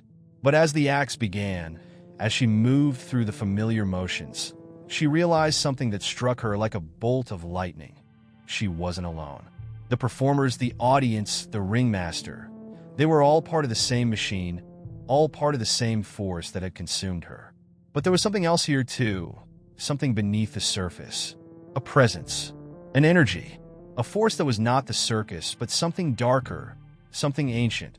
It moved through the tent, coiling around her, wrapping her in its suffocating grip. The circus had not merely consumed her. It had invited something else in, and now that presence was awake. As Ella moved through the act, she could feel it, could sense it in the air. It was watching her. It was waiting for her to make a move. It was waiting for her to break free. But Ella knew now that breaking free wasn't enough. The circus was not just a performance. It was a living, breathing thing, and if she was to survive, she would have to face it on its own terms. For the first time in what felt like forever, Ella stopped performing. She stopped moving. The audience's cheers faded into an eerie silence, and for a long moment, the circus stood still. Even the ringmaster seemed to hesitate, his figure looming at the edge of the ring. Ella stood at the center of the stage, feeling the weight of the darkness pressing in around her, and she realized something that shook her to her core. The circus wasn't just a place. It was a reflection of everything she had ever feared, everything she had ever wished for. It was her own soul, twisted and distorted, held together by the very performance that had once given her a sense of purpose. But now Ella understood. The circus was not her enemy. It was her. Ella's realization. Her understanding that the circus was not an entity separate from her, but a reflection of herself, struck her like a lightning bolt, paralyzing her body and mind in equal measure. The silence hung thick in the air, the audience's gaze fixed upon her, waiting for the act to resume. But Ella couldn't move. She couldn't breathe. The weight of the truth was too much to bear. She had spent so long trying to escape it, trying to outrun the circus's grip. But now she saw the ugly, uncomfortable truth. She was not just the star. She was the circus, and it was her. The ringmaster's shadow loomed over her as he stepped forward, his movements almost predatory. "You're starting to understand, aren't you, Ella?" His voice was soft, almost amused, as if the moment of clarity she had reached was a foregone conclusion, something inevitable. All along, you thought you were being consumed, trapped, and broken. But it's not that simple. You have always been a part of this. You are its foundation. Without you, the circus dies. And without the circus, what are you? Ella's heart pounded in her chest. The ringmaster's words echoed through her mind, growing louder with each passing second, reverberating through the very fibers of her being. Without the circus, what was she? What had she been before the circus claimed her? The questions gnawed at her, forcing her to confront the parts of herself she had long since buried. Her memories of the time before the circus had grown distant and fuzzy, as though they belonged to another person, someone she could no longer recognize. Had she ever really been herself? Or had she always been drawn to the circus, to the attention, to the validation it offered? Had she willingly entered this world of spectacle? Or had she been lured in, unable to resist the pull of something larger, something that promised meaning in her otherwise empty existence? The silence stretched on. The tension between Ella and the ringmaster became unbearable, but Ella could not bring herself to speak. She could feel the weight of the circus pressing in on her, the lights, the sounds, the unseen eyes of the audience, and the knowledge that she could not escape, no matter how desperately she tried. It was then that she heard it, the faintest whisper, like a breeze through the tent, like a murmur from deep within the earth. It was familiar, and yet at the same time it was alien. A voice, perhaps her own, speaking from a place she couldn't quite reach. "You can still break free. You can still make it stop." The words hung in the air like a fragile thread, barely perceptible, but somehow strong enough to cut through the suffocating fog that had surrounded her. Was this a whisper of hope? Or was it simply another trick of the circus? Another illusion designed to keep her in line, to keep her performing? Ella couldn't tell, but the whisper persisted, urging her, pushing her to act. The ringmaster noticed the shift in her demeanor, the flicker of doubt that crossed her face. He smiled, but it was not a smile of triumph. It was a smile of understanding. "You think you can leave, don't you?" he asked, his voice almost pitying. "You think you can just step away, that you can shed this skin and become someone else? But let me ask you this, Ella. Who are you really without this circus? What happens when the applause dies, when the spotlight fades, and there's nothing left but you and the silence?" Ella wanted to scream, to lash out, to run from the overwhelming pressure of the ringmaster's words, but she couldn't. She could feel the circus around her, inside her, as if it had become a part of her very soul. There was no escape. There never had been. She had become a part of this machine, just as it had become a part of her. The circus had claimed her, and in return, it had given her the only purpose she had ever known. But the whisper, the faintest thread of hope, was still there, urging her to remember who she was, urging her to find something within herself that was stronger than the circus. Could she still reclaim herself? Could she still break free of the cycle she had been trapped in for so long? The audience was growing restless now, their eyes fixed on her, their anticipation mounting. Ella could feel their hunger, their desire for the next act, for the next performance. They wanted her. They needed her. But she realized in that moment of clarity that they needed her just as much as she needed them. She had never been the puppet. She had been the puppeteer, feeding off their energy just as much as they fed off hers. The circus wasn't just a one-way street. It was a symbiotic relationship, a cycle that fed both the performers and the audience. The ringmaster took another step toward her, his hand outstretched as if to draw her back into the act, to pull her back into the fold. But Ella didn't move. She didn't flinch. She stood her ground, her mind racing, her heart pounding. The circus was inside her, yes, but she was still Ella. She was still a person, a being, someone who could choose her fate, who could shape her destiny. "What if I refuse?" she whispered, almost to herself, the question tumbling out before she could stop it. The ringmaster's expression faltered for just a moment, the mask of control slipping. But only for a moment. Then he smiled again, and this time, it was colder than before.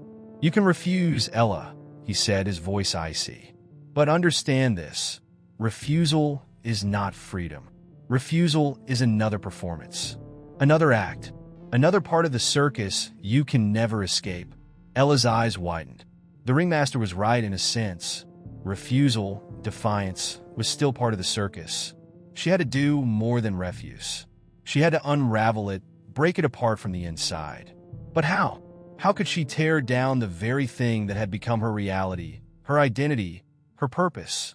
The answer, she realized, was simpler than she had ever imagined. She didn't need to escape the circus. She needed to stop performing, to stop pretending, to let it all fall apart. And with that realization, the thread began to unravel. The circus began to shift, its grip loosening, its power waning. As the realization dawned on Ella, something shifted in the very fabric of the circus. The weight of the spotlight, which once had felt like a necessary cloak, began to feel foreign, unbearable even. She was no longer the performer. She was a spectator, a passive observer of her own collapse. The circus, that monstrous, all-consuming beast, had relied on her for so long. But now, as she stood frozen at the center of the ring, refusing to move, refusing to play her part, she felt something deeper at work. This wasn't just about defying the ringmaster. This was about defying the circus itself. The audience's murmurs grew louder, their expectations sharpening into a pointed blade. They wanted more. They always wanted more. But Ella had nothing left to give. She had spent years feeding them her energy, her fear, her need for validation. She had thought that their applause meant something, that their approval filled some empty space inside of her. But now, as the silence stretched on, she saw the truth. They were just as much a part of the circus as she was. They were all trapped in this endless cycle of performance, consumption, and fleeting satisfaction. The ringmaster, sensing the shift in energy, stepped forward once again, his voice rising above the low hum of the crowd. "Ella," he said, his tone sharp, commanding, "this is your moment to shine. Don't squander it. You know what's at stake." His eyes, however, were not filled with confidence or pride. They were filled with something else, something almost desperate. Ella's gaze locked onto his, and for the first time, she didn't see the calculated, manipulative figure she had come to fear. Instead, she saw a man who was in his own way just as trapped as she was. The ringmaster was the keeper of the circus, but he was not its creator. He was its enabler, its enforcer. He, too, was bound by the circus's laws, a puppet of a force far older and far more powerful than either of them could comprehend. "You think I can save this place?" Ella's voice was soft at first, trembling with a mixture of fear and newfound strength. "You think I can just return to what I was, to what we all were?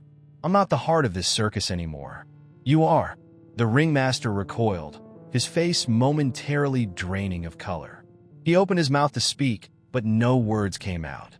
Ella's words had struck him, had pierced through the facade he had carefully built, the control he had held over her and everyone else. For the first time, the circus was no longer his to command.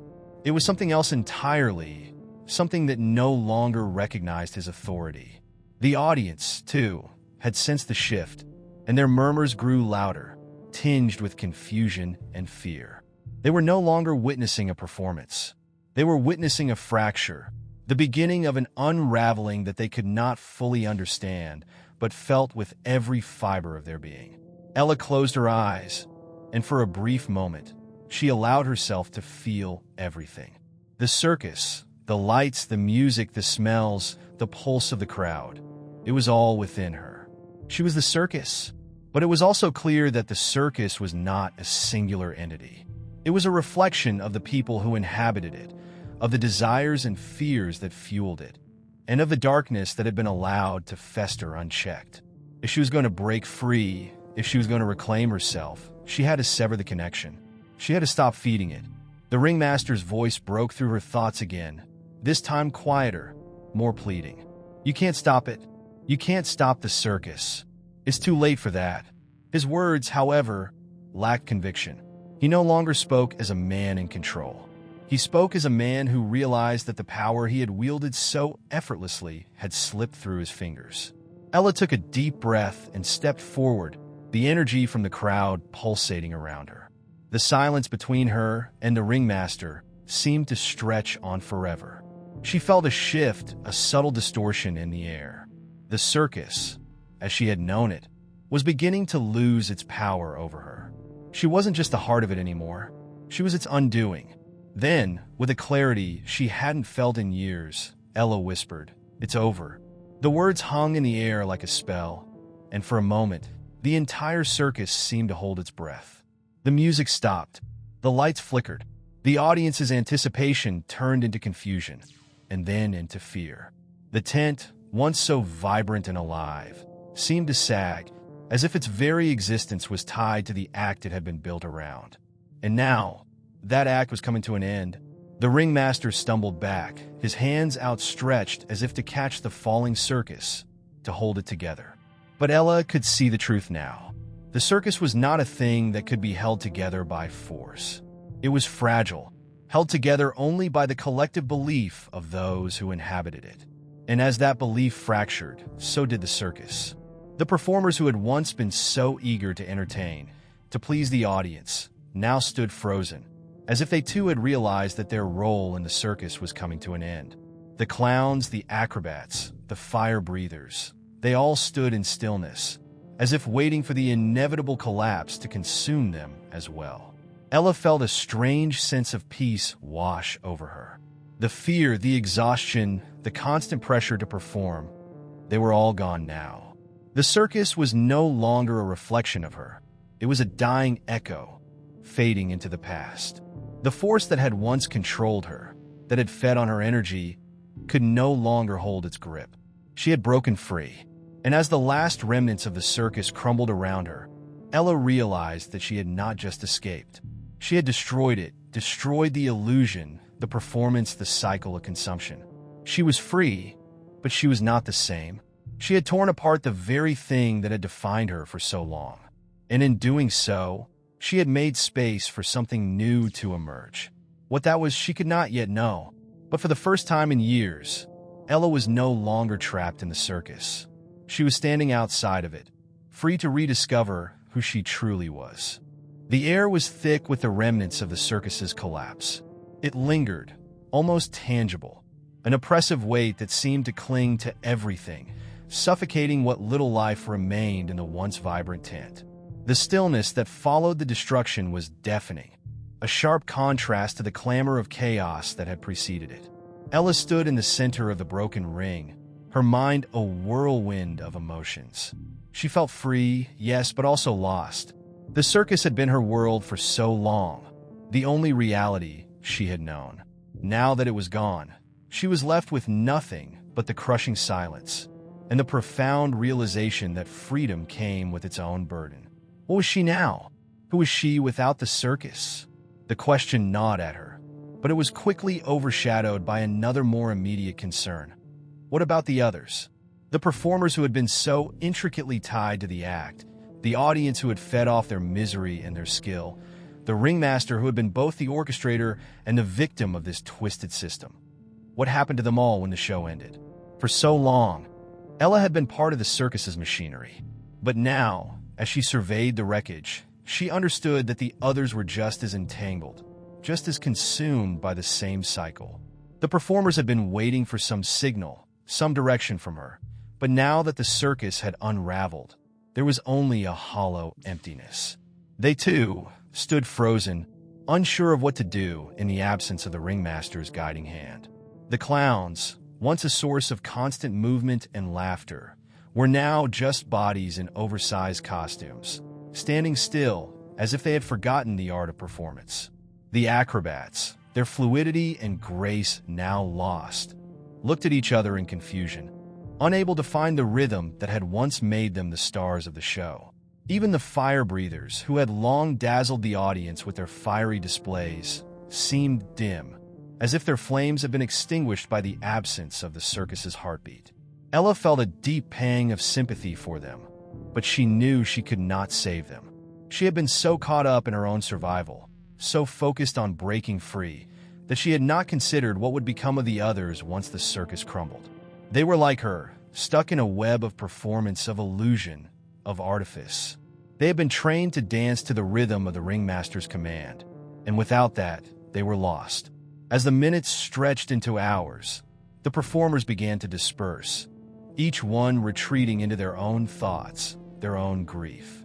The crowd, too, began to thin out. The cheers had faded, replaced by a murmur of disbelief. No one had ever seen a circus end so abruptly, so violently. The audience had come for entertainment, for escapism, and now they were left with only confusion and discomfort. The performers who had once served as their sources of wonder were now as human and broken as themselves. There was no longer a separation between the spectacle and the reality. It was all exposed, raw and unfinished. The ringmaster was nowhere to be found. Ella had no idea if he had fled or if he had simply dissolved into the very shadows that had once seemed so ominous. His role in this story had been one of control, of dominance. But now that the circus was over, so was he. Without the circus, the ringmaster had no purpose. He had been a figurehead, a puppet himself, but without the strings to pull, he was just a man. And for the first time, Ella felt a deep sense of relief that he was no longer a part of her life, no longer an obstacle to her freedom. Yet, there was no joy in her victory. The battle had been fought, but the war, she realized, was not over. The circus had been destroyed, but something else lingered in its place, something darker and more insidious. Ella had severed the ties that had bound her, but now she was faced with the profound emptiness that remained. What now? There were no more roles to play, no more performances to give. She was no longer a part of the circus's endless cycle, but she had no idea what came next. It was at that moment, standing in the middle of the broken ring, that Ella realized something about herself, something she had never fully understood until now. She had lived her life as a reflection of the circus, always performing, always seeking approval, always trying to fill the void with applause. But that was never truly her. The circus had given her a purpose, a structure, but it had never given her an identity. Now that it was gone, Ella had the chance to rebuild herself, but only if she could confront the truth of who she was without it. She had no answers, no clear direction. But one thing was certain: she could not return to the world she had known. The circus, with all its twisted beauty and toxic allure, was gone. The ringmaster, the audience, the performances, they were all part of a false world, and she could not live in that illusion anymore. To move forward, she had to confront the truth. She had to start from nothing, and that terrified her. The freedom she had fought for had come at a steep cost. The circus's destruction had left a vacuum, and that emptiness was now her reality. As she turned to leave the tent, a voice called out to her from behind. It was soft, hesitant. "Ella." She stopped. She didn't recognize the voice. Slowly, she turned back to see one of the performers, a woman who had once been part of the contortionist act. She stood there, her body trembling, her face pale and uncertain. "What happens now?" she asked, her voice barely a whisper. Ella swallowed hard. She didn't have an answer. "I don't know," she said, her words heavy with the weight of truth. "But I think we're free. We have to be." The woman nodded slowly, her eyes filled with a mixture of hope and fear. It was clear that they all shared the same uncertainty. The circus was gone, but what came next was uncharted territory. The future was an empty canvas, waiting to be painted, but neither of them knew what strokes to make. Ella took a deep breath.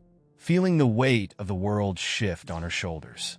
The fall of the circus had left her standing on the edge of an unknown horizon.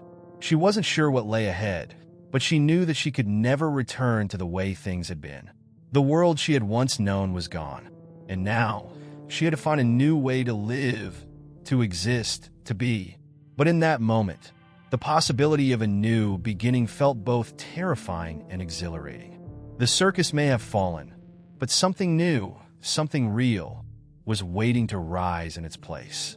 Ella's steps were slow as she left the wreckage of the circus behind, each footfall feeling heavier than the last.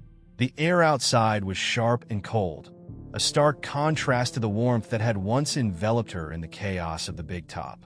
It was the kind of chill that settled deep into the bones, the kind that made everything feel raw and exposed. For the first time in years, Ella was not performing. She was not hiding behind the costume, the act, or the expectation of applause. She was simply a woman, standing on the edge of a world she did not recognize. The freedom she had fought for, clawed her way to, felt like a paradox. There was a sense of release, a lightness to not being tethered to the circus, but there was also an overwhelming void. The applause, the lights, the energy that had once pulsed through her veins now seemed like a distant memory, a dream she had once lived but could no longer grasp. She had wanted this, wanted to escape the manipulative grasp of the ringmaster, the suffocating control of the circus. But now, with nothing left but the silence of the world outside, Ella realized that freedom did not come without its own burdens. There was a part of her that missed it, missed the routine, the predictability of the acts, the camaraderie of the performers who had been her family in a strange, twisted way. Even the ringmaster, for all his cruelty and manipulation, had provided structure, a sense of purpose. She had been an instrument in his grand show, and despite the horror she had endured, there had been comfort in the predictability of the chaos. Now, in the aftermath, she was confronted with the reality that there was no safety net. No one was there to guide her, to tell her what to do next. The circus was gone, but so was her identity. Ella wandered aimlessly, her mind a labyrinth of conflicting thoughts. She couldn't stay in the ruins of the circus, but she didn't know where to go. The city felt distant and foreign, and the faces of the audience, once so familiar, now felt like a dream. She could hear their voices in her head, those who had watched her perform, their eyes wide with awe and laughter. They had been entertained, but they had never truly seen her. They had only seen the illusion. And in that illusion, Ella had been someone else. She had been the acrobat, the performer, the star of a show. But who was she now? As the hours passed, the weight of loneliness pressed down on her. She found herself walking toward the outskirts of the town, the familiar hum of civilization growing quieter with each step. She passed by small houses, overgrown gardens, and silent streets. The world outside the circus was slower, quieter, more grounded. It felt like a different reality, one she had never truly known. The circus had been her world, her home, but now it was a relic, a fragment of a life she could no longer claim as her own. Eventually, she came to a small, dilapidated house at the edge of town. The door was ajar, and a faint light flickered from within. For a moment, Ella hesitated. She didn't know why she was drawn to it, but something inside her urged her forward. She pushed open the door, the creak of the hinges sounding like a ghostly whisper. Inside, the air smelled musty old, but there was warmth, a kind of welcoming quiet that contrasted sharply with the cold emptiness she had felt all day. The house seemed abandoned, but as Ella moved further inside, she heard the soft shuffle of footsteps. A figure appeared in the doorway of the next room, a woman with dark, weathered eyes and a face marked by years of hardship. She was older, but there was something familiar about her, something that reminded Ella of the old days, of the circus, of the performers. The woman studied Ella for a long moment before speaking. "You look lost," the woman said softly, her voice thick with experience. Ella felt the weight of her words, and for a moment, she simply stood there, unsure of how to respond. But the woman's gaze was kind, not judgmental. She wasn't trying to fix Ella, just to see her, to acknowledge her presence. That simple gesture was enough to break through the walls Ella had built around herself. She took a deep breath and let the words tumble out. "I don't know who I am anymore," she confessed. "The circus is gone, and I don't know what's left." The woman nodded, a faint glimmer of understanding in her eyes. "We're all just lost in one way or another. The trick is to find a way to keep going, even when the world feels like it's falling apart." She stepped aside, motioning for Ella to enter. "Come in, rest for a while." Ella stepped inside, unsure of what to expect. The room was simple, sparsely furnished, but there was a warmth to it. A small fire crackled in the hearth, casting a soft glow over the room. It was quiet here, peaceful in a way that felt almost foreign. She sat by the fire, grateful for the warmth, but also wary of the stillness that surrounded her. The woman did not press Ella for answers. She simply sat across from her, watching the flames dance, her hands folded in her lap. For the first time in what felt like years, Ella felt like she could breathe. The circus had been her life, but it had also been her cage. Now that it was gone, she had to learn how to live again. And yet, there was an undeniable sadness in that realization. What did it mean to be free when everything you had known was lost? What was the cost of freedom when it meant starting from nothing? As Ella stared into the fire, the woman's voice broke the silence once again. "Freedom," she said, her words deliberate, "doesn't always feel like what we think it will. It's not always a grand release or a moment of triumph.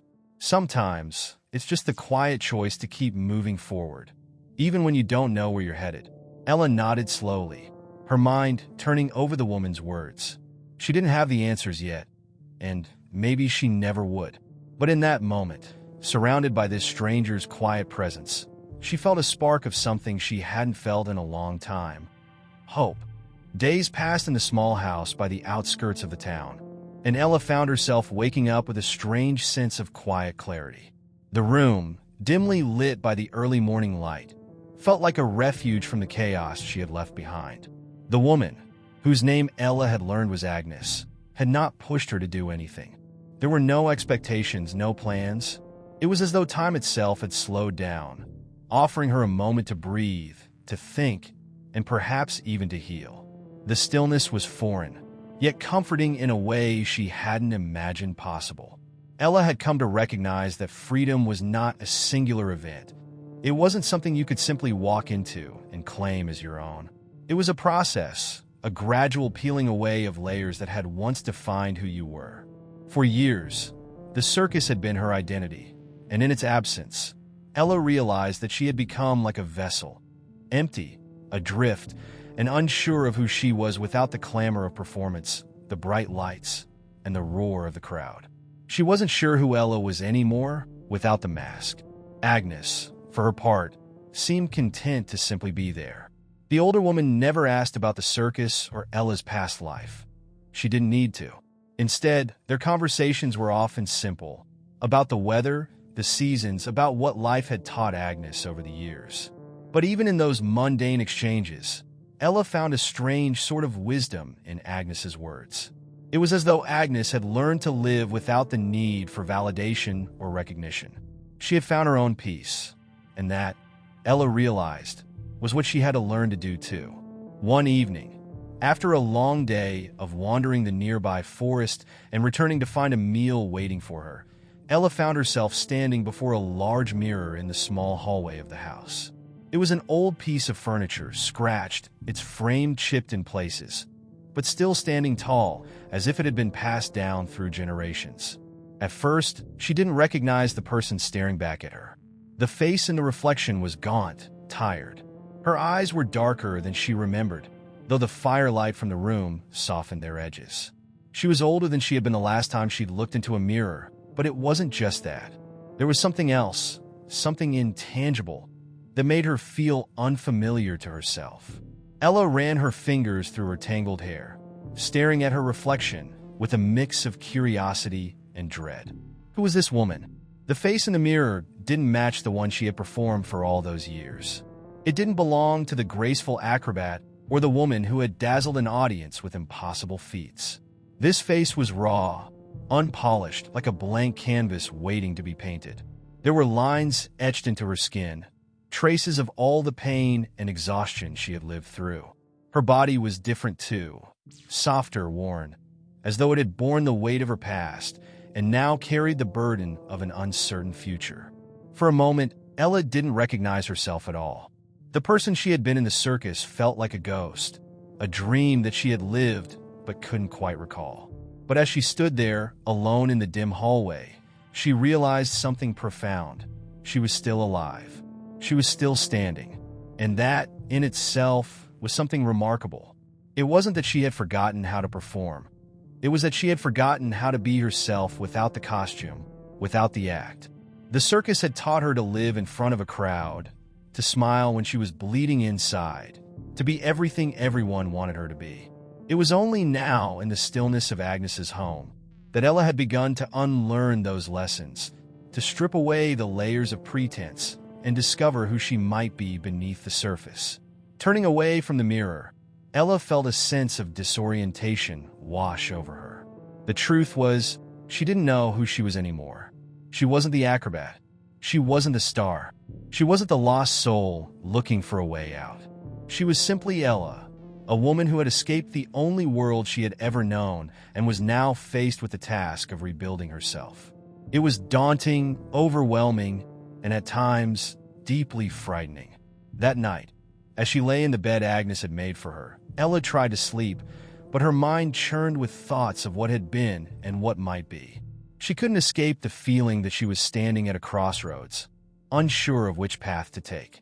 There was so much uncertainty, so much fear, but there was also a quiet voice inside her that urged her to keep moving forward. Perhaps it was the same voice that had first given her the strength to leave the circus, to walk away from the life that had suffocated her. She wasn't sure where that voice came from or why it had appeared, but she knew she couldn't ignore it. Ella understood that there was no quick fix to her pain. There was no magic moment that would suddenly make her feel whole again. The road ahead would be long and uncertain, filled with moments of doubt and struggle. But for the first time in years, she felt a flicker of hope. She didn't need to have all the answers right now. She didn't need to know exactly who she was or what her life would look like in the future.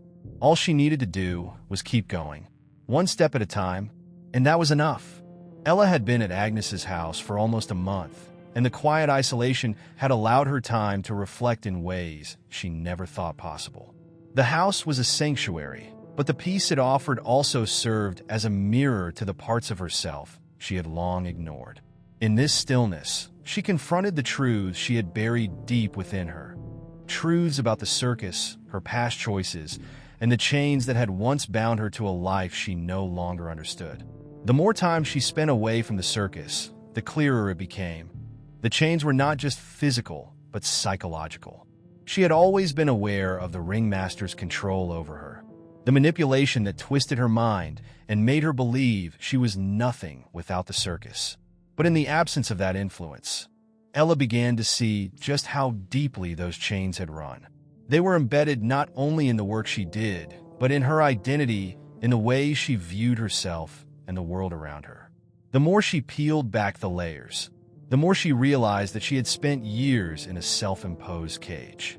The circus had been a reflection of that cage, but the real prison had always been within her own mind. The days were becoming longer, and the weather was shifting from the cold bite of winter to the soft promise of spring. Ella found herself wandering more frequently through the woods that bordered the house, not just to pass the time, but because something in her called her there. The forest, with its sprawling trees and dense underbrush, felt like a place of unspoken wisdom. In the forest, there was no audience, no expectations, no acts to put on. It was simply Ella and the earth beneath her feet. One afternoon, she ventured deeper into the woods than usual, drawn by an unspoken pull. She passed familiar paths and took roads less traveled, until she found herself in a small clearing. The sun was beginning to set, casting a golden light through the trees. In the center of the clearing, there was a stone well, old, weathered, and covered in moss. Ella walked toward it without hesitation, as though it had been waiting for her. She sat on the edge, her feet dangling above the dark opening below. The well had no water, only darkness, but Ella found herself staring into it, as if looking for answers. She didn't know why she was drawn to it. Perhaps because the emptiness of the well mirrored the emptiness inside her. She closed her eyes and allowed herself to be enveloped in the silence. The wind whispered through the branches of the trees, and for a fleeting moment, Ella felt an odd sense of connection, as if the world itself was listening. And then something unexpected happened. As her eyes remained closed, memories flooded her mind. Memories of the circus, of the acts she had performed, of the people she had loved and lost along the way. She remembered the faces of the children who had watched her from the audience, their wide eyes filled with awe. But she also remembered the darker moments, the isolation she had felt backstage, the moments when she had questioned why she kept performing at all. In that moment, Ella realized that the circus had always been more than just a place of performance. It had been a mirror, a reflection of her own internal struggles.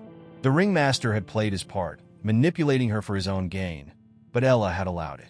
She had believed that she was nothing without the circus, that her worth was defined by the act, by the applause, by the role she played. But the truth, she now understood, was that the chains were not just imposed by others. They had always been there, self-imposed, forged by her own fears and insecurities. Ella stood up slowly, a sense of clarity washing over her. The well no longer represented emptiness. It represented release. It symbolized the shedding of the old self, the letting go of the fears and doubts that had kept her bound for so long. She didn't need to be the acrobat. She didn't need to be the performer. She didn't need to be anything that she wasn't. What she needed was to be free from the chains that had held her captive, both in the circus and in her own mind. When Ella returned to the house, Agnes was sitting by the fire, a cup of tea in hand. She smiled warmly at Ella, but there was something different in her eyes, something that seemed to say she knew. Agnes didn't ask where she had been or what she had been doing. Instead, she simply nodded toward the chair across from her, silently offering Ella a place to sit. Ella sat down, her heart lighter than it had been in weeks. She could feel the weight of her past lifting, even if only a little. She didn't have all the answers, and she knew that her journey was far from over. But for the first time in a long time, Ella felt a sense of agency. She felt like she had the power to choose the next step, not because she had to, but because she wanted to. As the evening settled in, the fire crackling softly between them, Ella realized something profound. The chains were still there, but they no longer had control over her. They were simply remnants of a past life, and she had the power to decide how much weight they would carry. The circus, with all its memories and scars, no longer defined her. Ella was no longer a prisoner of her past. She was free. The darkness outside was creeping in, but Ella didn't feel afraid. The future was still uncertain, but she could face it now. She had learned that freedom wasn't about escaping. It was about breaking free from the internal chains that held you back. And in that moment, she realized that she was more than the acrobat, more than the circus performer. She was Ella, a woman capable of choosing her own path. And that in itself was the greatest performance of all. As the days turned into weeks, Ella's transformation deepened. The feeling of liberation, of finally stepping away from the circus and its chains, had begun to settle into her bones. The once overwhelming sense of uncertainty was gradually replaced by a quiet strength.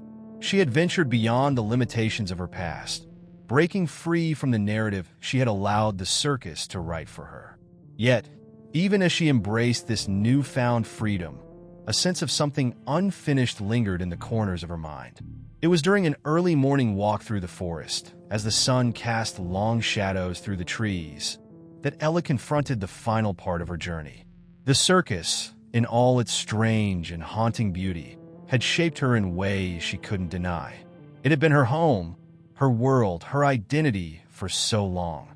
In some ways, the memories of it were like old friends, familiar, even comforting despite their pain. But Ella had spent so much time running from them that she had never truly allowed herself to confront what the circus had meant to her. She had severed ties, but in doing so, she had left parts of herself behind.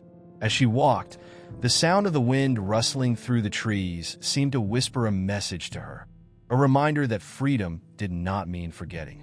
The truth was, the circus was never just a cage. It had been a source of creativity, passion, and a strange sense of belonging. It had been a stage for her to showcase her talents, to prove to herself and the world that she was capable of greatness. It had given her purpose, even as it took so much from her. To sever her ties to it entirely, to ignore it, would be to deny a part of herself that had made her who she was. Ella paused, her gaze shifting toward the horizon. The forest stretched endlessly before her, but behind her lay the house, Agnes, and the life she was slowly beginning to rebuild. It struck her then that the circus was not a monster to be defeated. It was part of her history, part of her story, and though it had held her captive, it had also shaped her into the person she was becoming. The key was not to run from it, but to understand it, to take from it what she needed and leave behind what she no longer wanted. Her decision was clear. She would return, but not as the performer she once was. She would not step back into the ring to live out the role that had been prescribed for her. Instead, she would return on her own terms, with the strength to confront her past and rewrite the narrative of her life. The circus was not a place where she would live forever, but it was a part of her that needed to be acknowledged, to be understood. The next day, Ella packed a small bag and set off on the long road back to the circus. She didn't know what she would find there, whether the place would still be the same, whether the people who had once surrounded her would be there to greet her. But she knew this. She was no longer afraid. She no longer felt as if the circus was the only thing that defined her. It had been her life, but now it was just a chapter in the larger story of who she was becoming. When she arrived, the circus was quieter than she remembered. The tents, once vibrant with the hum of activity and the laughter of performers, now stood still and worn. Some of the lights were out, and the air was thick with the smell of dust and forgotten dreams. The ringmaster's presence, which had once loomed over her like a shadow, was nowhere to be found. In its place was a sense of decay, of something that had outlived its time. Ella walked through the grounds slowly, taking in the familiar sights, the empty cages, the tattered posters, the remnants of a life she had once known. She didn't feel sadness, nor did she feel anger. Instead, she felt something quieter, acceptance. The circus had been a great force in her life, but it was no longer her master. It had been a vessel for her to discover her own strength, but she didn't need it to survive anymore. She found herself in front of the old trapeze, the one that had once been her pride, the one she had flown from so many times in front of eager audiences. It stood empty now, the ropes frayed, the metal rusted. She reached out and touched one of the ropes, feeling its roughness against her fingertips. For a moment, she closed her eyes, and memories flooded her. The thrill of flight, the rush of adrenaline, the applause that had felt like a promise. But even as these memories came, they no longer held the same power over her. They were simply memories and nothing more. It was then that she understood. The circus had never been the source of her greatness. She had always been the source. The act, the performance, the lights, they had all been a reflection of her own desire for validation. But true greatness, she realized, was not found in the applause of others. It was found in the quiet moments of self-discovery, in the choice to stand firm in who you are, regardless of what others may think or say. Ella turned and walked away from the circus, leaving behind the remnants of her past. She didn't know where the road ahead would take her, but for the first time in years, she felt ready. She was not defined by the circus. She was not defined by her past. She was Ella, a woman capable of creating her own story. As she walked back toward the forest, the sun setting behind her, Ella knew that this was not the end. It was merely the beginning. The circus had been her first act, but now she was ready for the next. And whatever it was, she would face it not as the acrobat she once was, but as the woman she had become. The final act was not the end of her story. It was just the start of something new. And for the first time in her life, Ella was ready to embrace it fully.